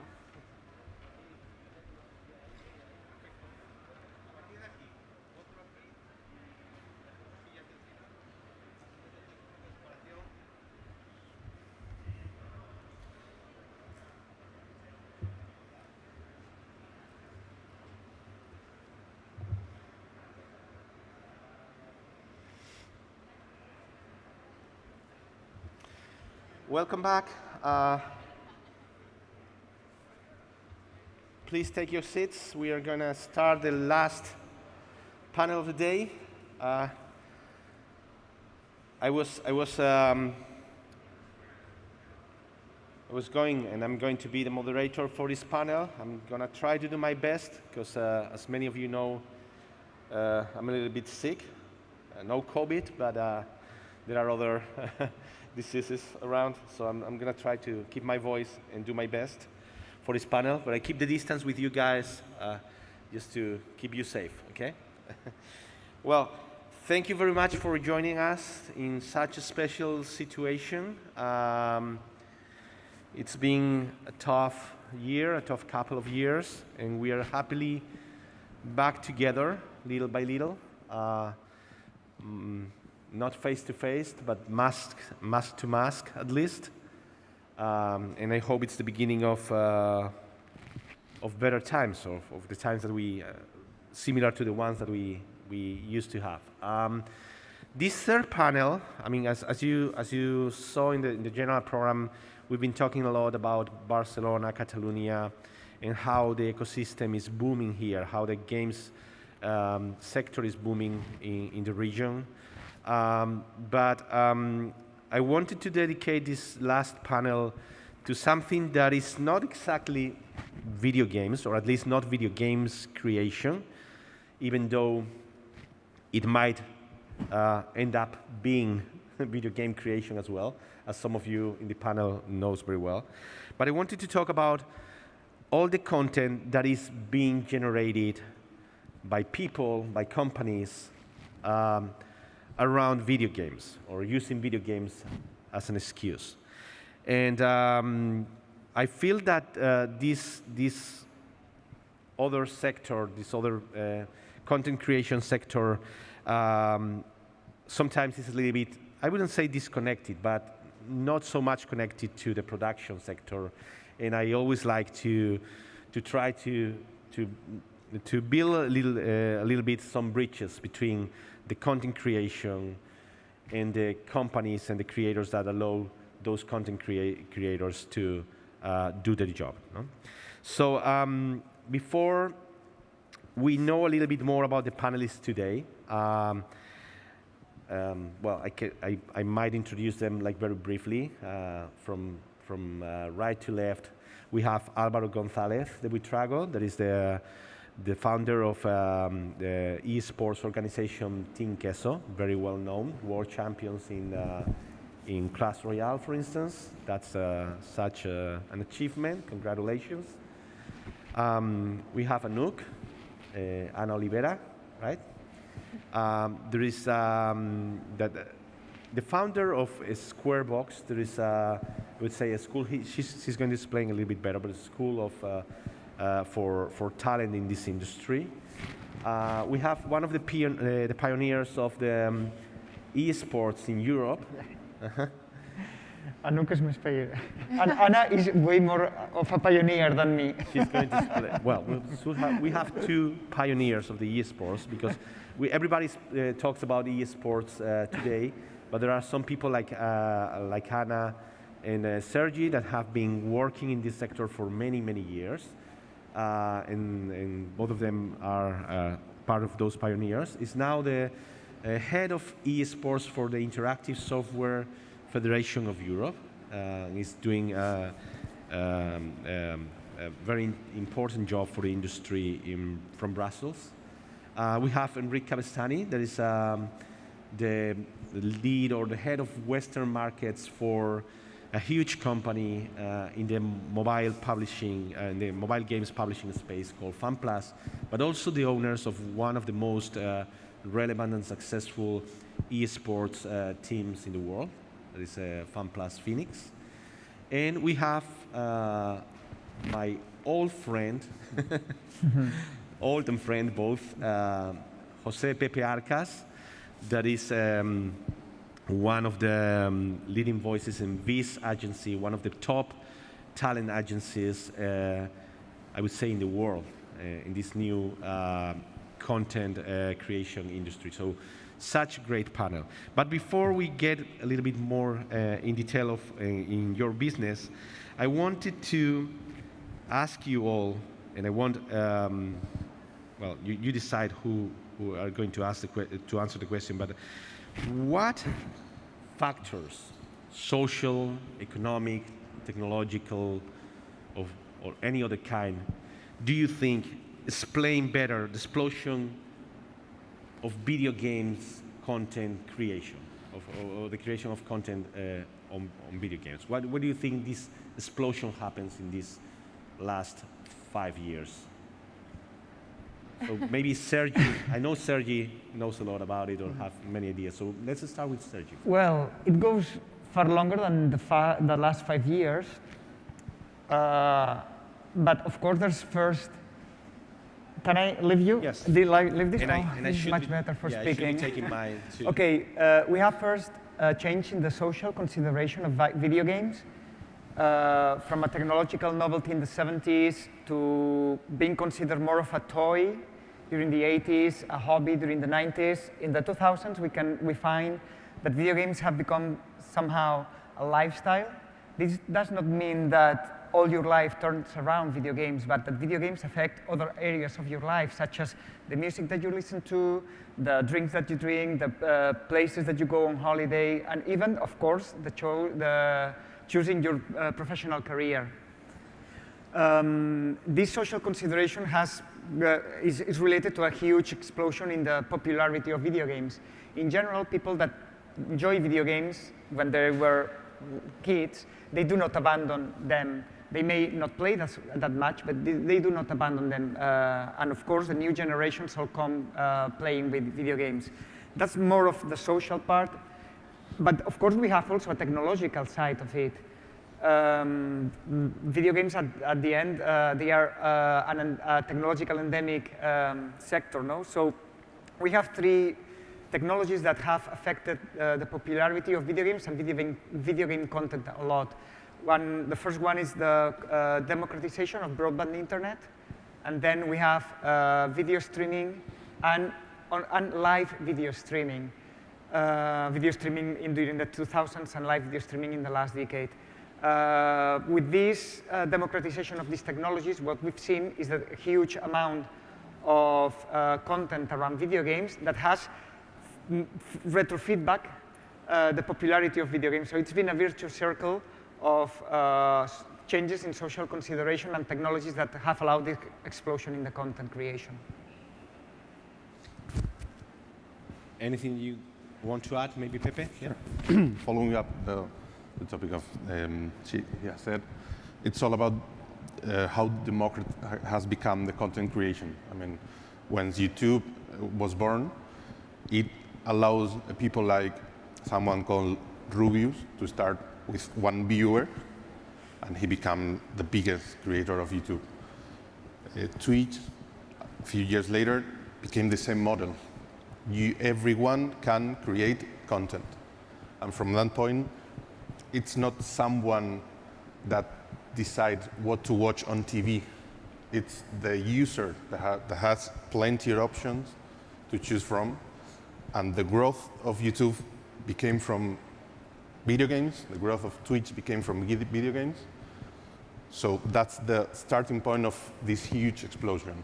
Everyone can create content about video games, and they were used to be aside other topics, music, cinema, whatever, and now the creators, influencers has video games in the middle. So you share topics about fashion, about music, a creator of video games can make a cooking program, can make a boxing event, and they feel natural for them. So that's the key point of this. Everyone can create content, and they decided to create video game content.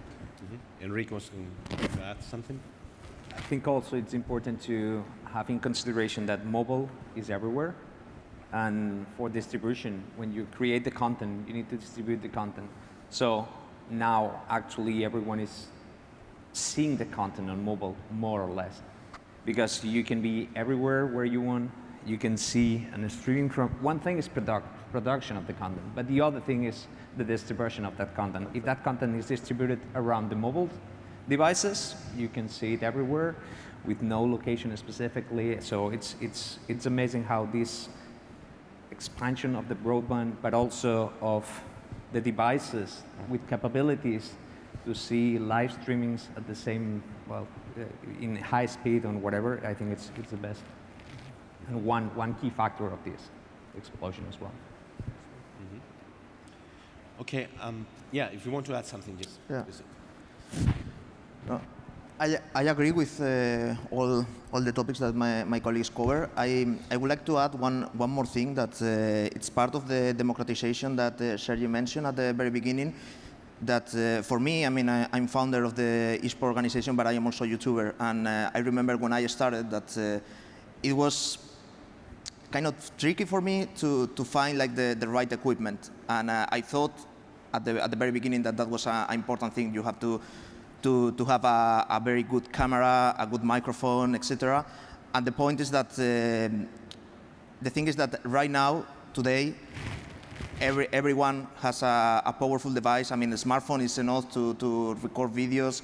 And what I've seen on YouTube is that the platform and the algorithm and the audience usually watch what they want to watch, and they don't expect like a huge quality in the content. That means that the entry barrier to create content is inexistent.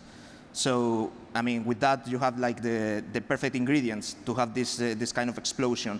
A lot of people who wants to create content, a lot of people who wants to watch and consume that content, and that's the perfect combinations together with the penetration of the new devices, the phones, the mobile gaming, and mobile apps to watch videos, and for sure the platforms such as YouTube, Twitch, and many others. And Anna, as one of the pioneers, you probably have seen, I mean, you were one of the very few at the beginning, right? And now many people around the world is doing content. How did you see this evolution? Well, when I started playing, there was not really a passion for content, not as much as now. But it's true that we are in the era of digital entertainment, and that makes a huge difference. And it's been a process, like Sergi said as well, because different things happen on the way, like Justin TV or Twitch now is one of the reasons that everything became suddenly easier and everyone could make content even with a bad camera. That was not even a point. Well, like you could just go live and start explaining things, and people would decide if they watch you or not. And I think this is going to keep growing. The only reason that it's maybe not on the top of it yet is because we still have not everyone has born with or in this situation. Our children already are digital entertainment, and that's full time, and they just go to any computer or any device and watch things. And for our parents, it's still kind of, this barrier that they don't understand. But as soon as everyone is part of this industry or part of this, not only video games, because you can share anything, it will become part of our life in different levels. And in which, I mean, this is definitely, as I said before, an explosion, right? Nobody doubts already about the size or the importance of the phenomenon. But in which sectors is impacting this phenomenon most? I mean, I'm talking about the three sectors that are more obviously come to my mind are video games, audiovisual, sports, in a way, right? How do you see this phenomenon impacting in the different sectors, and how? Who want to start a fire? I mean, because depending on who you talk to, I mean, they compare. They say, well, this is It's an audiovisual production thing. This is we're talking about audiences. We're talking It about has impacted everything. Yeah, I think that there is no winner. I mean, that whatever you want to find on the internet, you will. So, I mean, imagine that you are making kind of a construction or whatever you want to get information.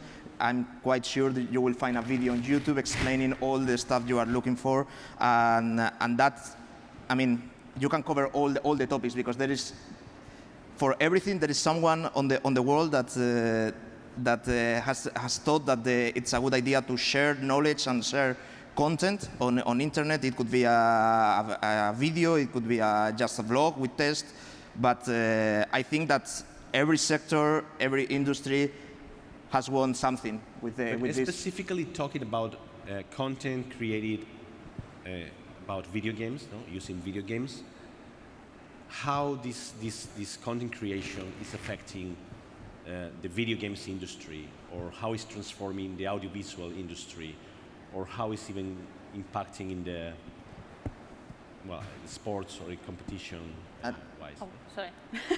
Yeah, go. I just thought about an example.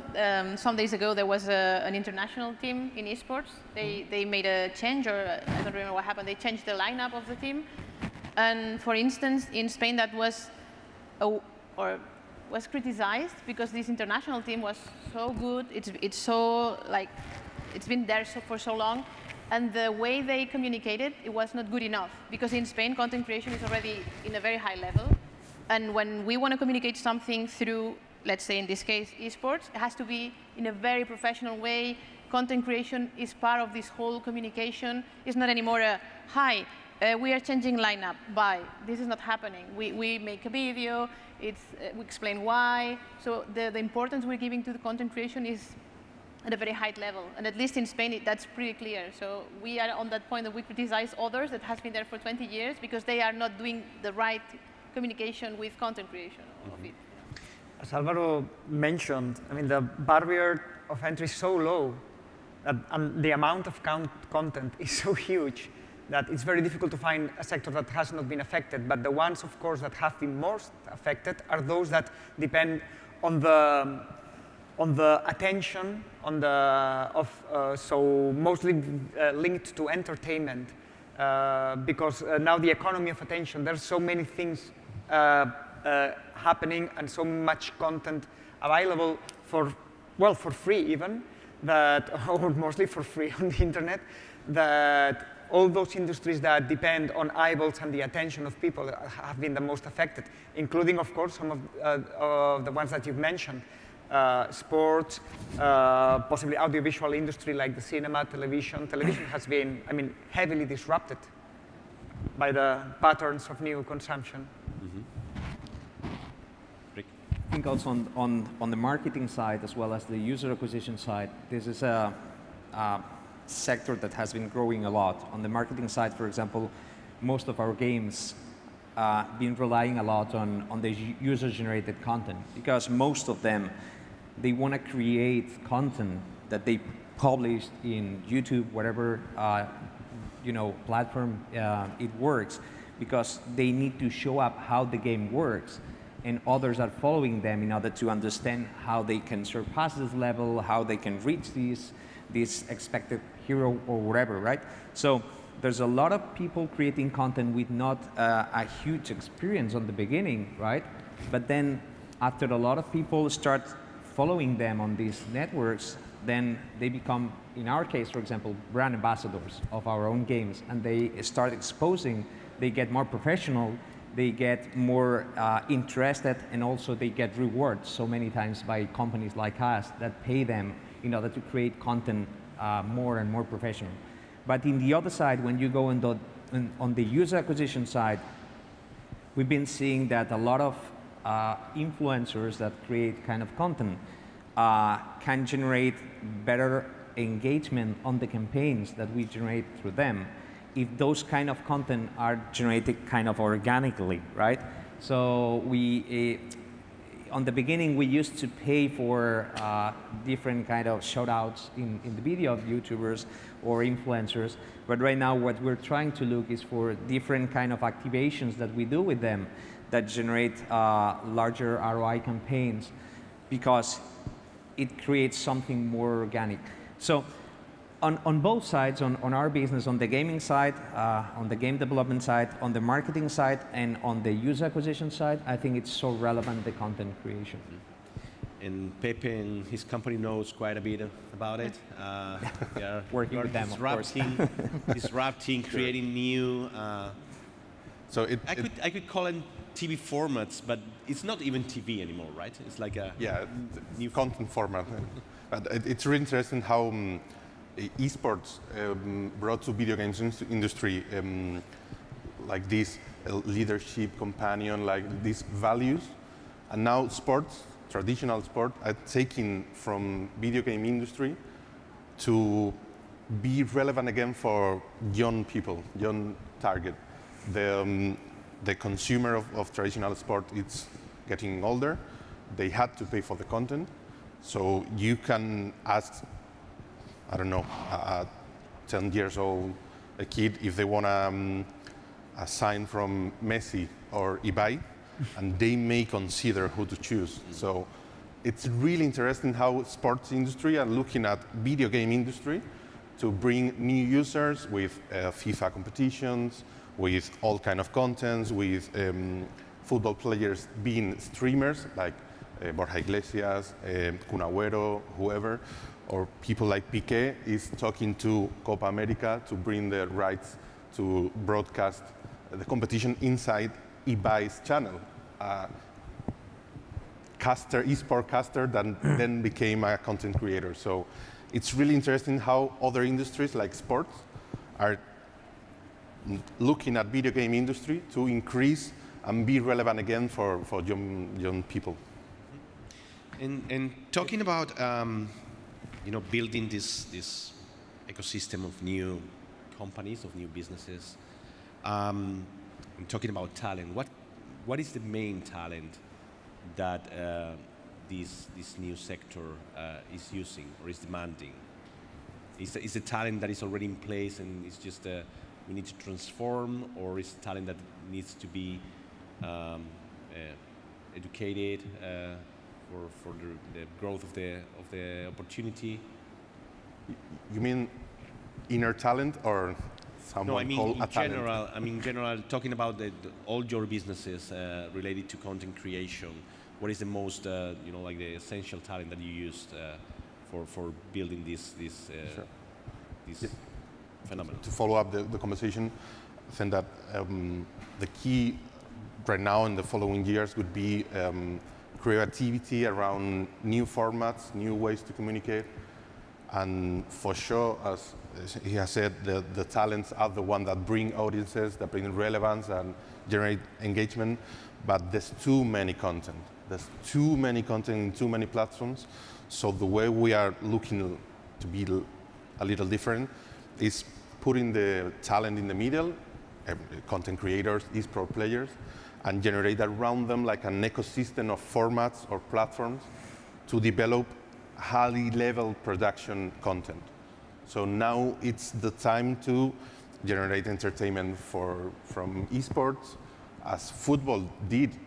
Maybe you all remember that a TV program they did on Mondays called El Día Después about football, that they did content about competitions, and that's how esports is evolving.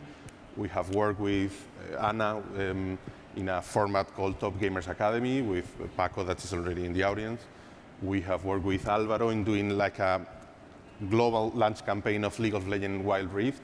So we are putting talent plus high-level production to be like the next different thing in the wider moment ever in content creation.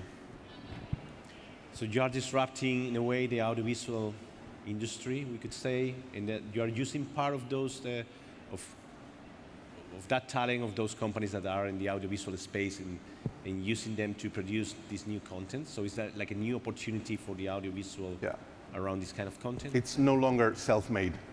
The YouTuber generation were the one that they played, they filmed, they edit, they upload, they manage the content, there was community management. It's no longer the way to be relevant in content creation. It's really hard to be success on Twitch or on YouTube or whatever. Less than 100% can live from creating content.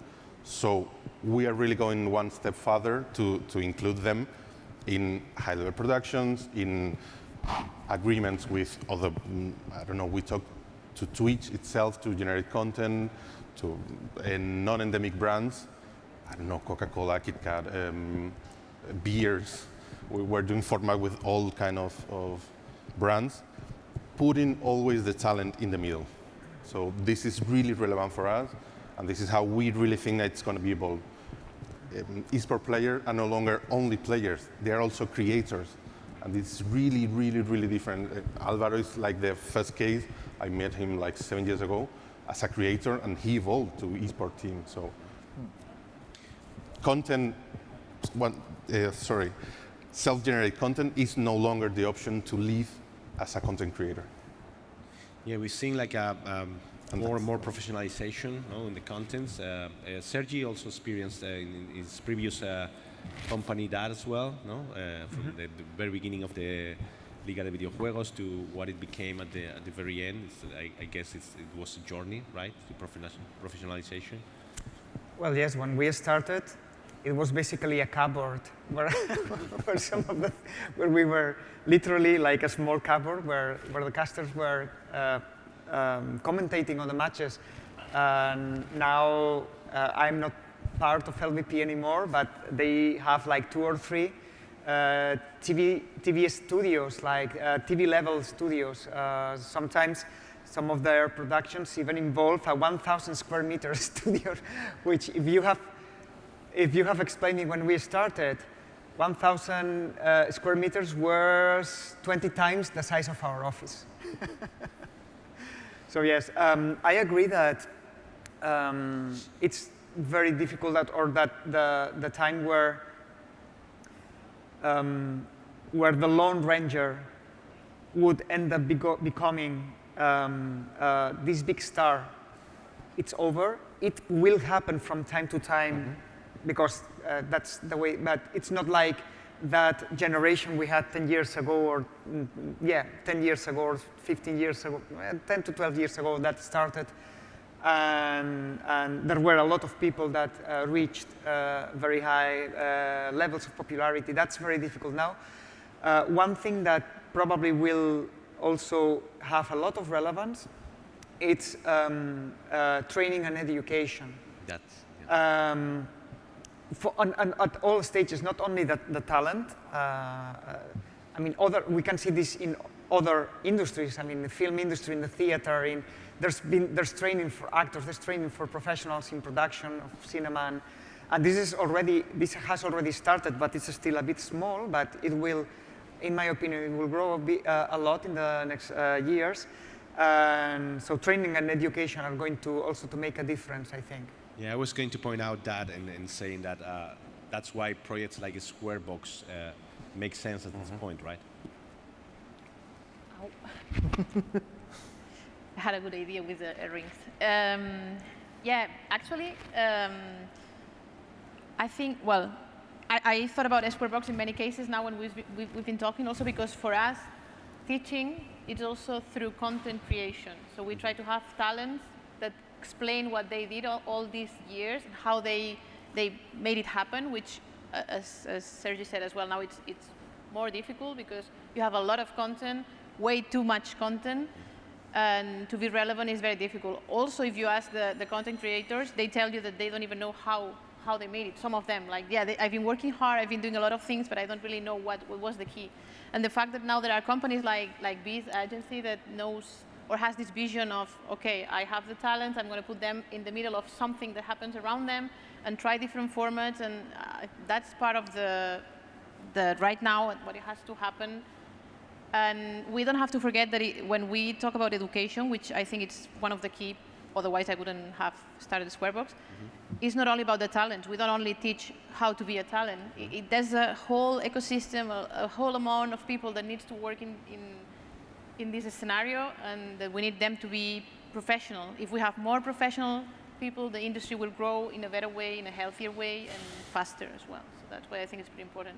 And do you get like people already professionals coming from maybe the audiovisual sector that comes to the school to learn how to adapt to this new era? Actually, I think it's been 2 days ago that we released a new title, which is Audiovisuals in Esports and Gaming. And it's not you can tell me, yeah, I can learn audiovisuals in a lot of places, but we tried to put this vision from, I want to work on an event like this, I want to work on an esports club where I have to do a lot of content, I want to work for myself where I have to do a lot of content, for a brand, like maybe now you can find on different offers, like, I don't know, Shell yesterday, there was an offer, they were looking for content creators. Shell, like, it's totally blowing my mind, but everyone is looking for head of esports, head of content. They need people that knows what to do, how to explain. So I think that now it's the moment to make this stronger and better. You just mentioned esports organizations like Team Queso or FunPlus Phoenix. How important is for these organizations in their business, in their strategy, content creations versus other things that we easily associate with esports competitions, etc.? For us, at least, I think that for every esport organization, I mean, content is everything. I mean, at the very end, we are esport teams, so we compete in different video games, but ultimately we are entertainment companies, and we create entertainment through competition in video games and through the content we create around those competitions. So, I mean, for us, it's the product. I mean, if we think Team Queso as a company that produces something or a product or service, the content, the digital content we produce is our final product. And that's the stuff that we provide to our fans, to our audience, and we monetize that audience through our sponsorships or different ways. But ultimately, I think that to sum up, I mean, the content is our final product. So super important. In our case, content is the king, definitely. Our players are all day streaming their own lives. You know, our big team is based in China, and you cannot imagine how China is with the streaming of their own lives. If we think that we have content here, China is far away from where we are. But in that sense, it makes total sense following up with what the content gives us after, right? So, and we have sponsors that use our players in order to make some stuff, content specifically for their own brands. But also, it's kind of interesting that a brand like us can produce its own brand to sell its own products apart from what is the main product, that is the way that they play, right? So we're starting to build merchandising, right, across this multi-platform content that we are generating with our players. So this is another business that goes a little bit on the older sports industry when they start selling merchandising and so on. So on our side, we became big, we start getting sponsors, and right now our players are starting to sell or be our brand ambassadors of our own merchandising that we start selling. So it's kind of. And connecting with that, how important is the intellectual property issue, right? Or Sergio is that question felt like thrown at me. That's for you. That's for you. I know you have it. As I guess, as the official representative of the publishing side of the video game industry, it really felt like you are the one. like an attack. Not an attack, of course, but yeah, with video game content, with most of video game content, not all of it, but you have to have in mind that you're using the intellectual property of a third person, which is a video game company. And video games are complex works They are not only a software, they also have inside a lot of parts, that are protected by copyright and other intellectual property rights, neighboring rights, etc.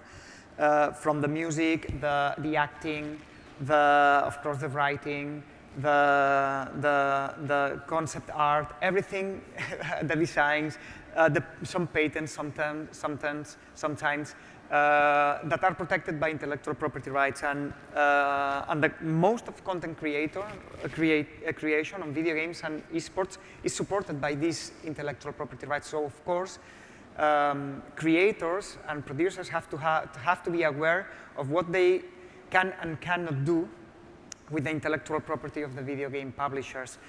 There's good news and bad news because producing a video game is so expensive, and the investment does not finish when you finish the video game and you release it. Video games most of the times, and in particular the popular ones and the ones that have online multiplayer, they have to be supported for years and years with new content, with patches to update it, with community management. This means that they are extremely expensive, and the publishers are in general, very protective of their intellectual property rights. And that's like the bad news. The good news is that there are a lot of games, and publishers have, among them, different policies, and even for different same publishers have different policies with their titles of what you can and you cannot do. And most of the times it's quite clear, but I would say that for anyone interested in content creation in video games, the first thing that you have to do is learn what you can do with the games. Mm-hmm. Same question thrown to the creator side.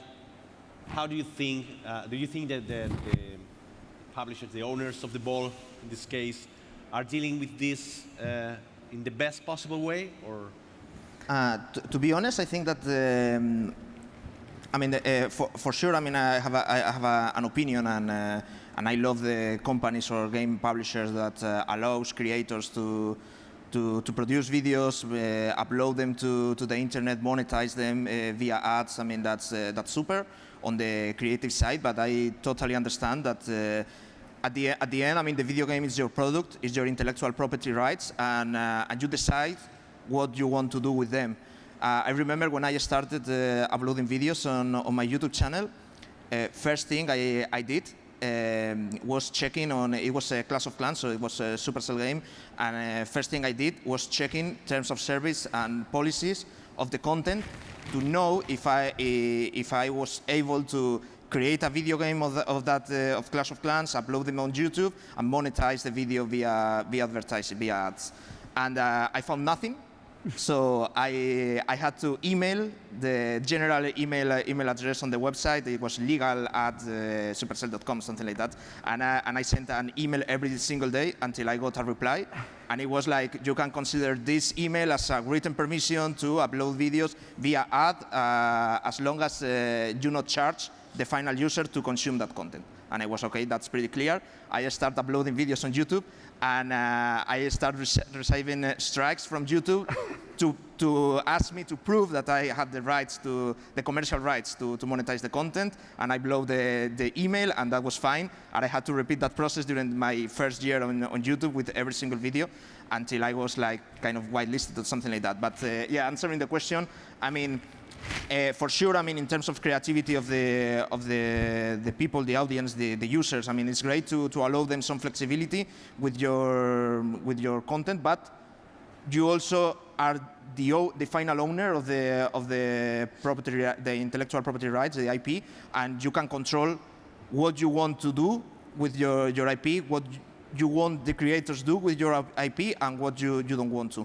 So if you want creators to produce the content in a specific way, let's say for all publics with no bad words, no screaming, whatever, you can do it, because at the very end is your content. You don't have to justify anything. Sorry, I wanted to add, I've been in different positions around the IP of video game. I've been working at Nintendo for 6 years, so I know how it is to make the game. But I also know, when I was working at ESL, how it is to do competitions with the game, that constantly you need to have this conversation with the publisher and know what you can do, what you cannot do. So it's super important that you have this clear, but also a tip for the people that creates content. If you go to the websites of these different companies, they usually have a section where they explain you what you can do without asking. So there's a limitation or something you can actually do without asking them, like, I don't know, a small tournament in my hometown, and maybe for that they don't even ask you anything if there's no prize pool or things like that. So check it because it's really important. In general, it's a bit easier for content creators than esports tournament. Yeah, that also, yeah, has I to know. be said. Okay, so we're running out of time, but I want to throw one last question, connecting a little bit the main topic of this day here at Mobile World Congress, that are video games. How do you see the relation between the content creation industry and the video games industry evolving? How do you see the video games are adapting or will adapt to increase their reach through this phenomenon? Well, as a game publisher, I think that the natural path will be going platform agnostic. This is one of the paths that we want to follow. And also social and content-based. These are the three main things that I think that most of the big gaming companies are going to be following up and trying to reach. When you say content-based, you mean that maybe in the back of the minds is that we are doing games for audiences more than for So players? when I say content-based, is we never stop creating content. So games like ours that are top tier one on strategy, for example, are based on live ops. So you never can stop updating the content that you are producing for your players. So according to that, you can show up what the producers of the game wants to the audience, but also you need to adapt of what the players want. So you need to produce content according to what they want, and sometimes you need to rely on people like Alvaro, brand ambassadors, people who love that game, that start helping building that game and publishing that game in another way that you as a game developer can have, right? That's the reason why I think that it's something that the content always needs to be related with the production of the game that you are doing. Yep, I think it's all about passion. I mean, people that work in video game industry share the same passion that creators that generate content about video games. I mean, look at Sergi Socks, please. It's like the perfect example how we feel video games in our inner side. So I think that what really keeps expanding or exploding or revolving video games from content to industry, it's the passion that people really feel when we work in video games. I started 20 years ago, thanks to someone around here that let me start my first article. Then I moved to Nintendo, then I moved to content creators. I've worked with almost all of you, I guess. And I always feel that this passion, it's the same passion that you feel in music industry, in sport industry. No matter if you're a creator, you're part of the industry. I'm not able to generate a single level of content in my life, but I really appreciate the people that make content, and by far the ones that make video games. Without them, there's no content to create. Without video games, without publisher, without developers, there's no industry to work around. So I really appreciate and thank everyone for their passion creating video games. You are and always be a video games guy. Sure. Anything else to close up? Well, just thank you again for sharing kindly your time with us. Thank you, all of you, for coming. Want to end up with a wish, that is that many game developers watch this session on video when it's available. I think there is bringing together both worlds can only bring good things, and I'll try to do my best to make it happen here in this amazing ecosystem that is Barcelona, finding the right excuses for more exchange of ideas, more connection, and to see like growth in both directions, and make Catalonia, Barcelona, and Spain, of course, a great hub for creativity and for entertainment as it is already.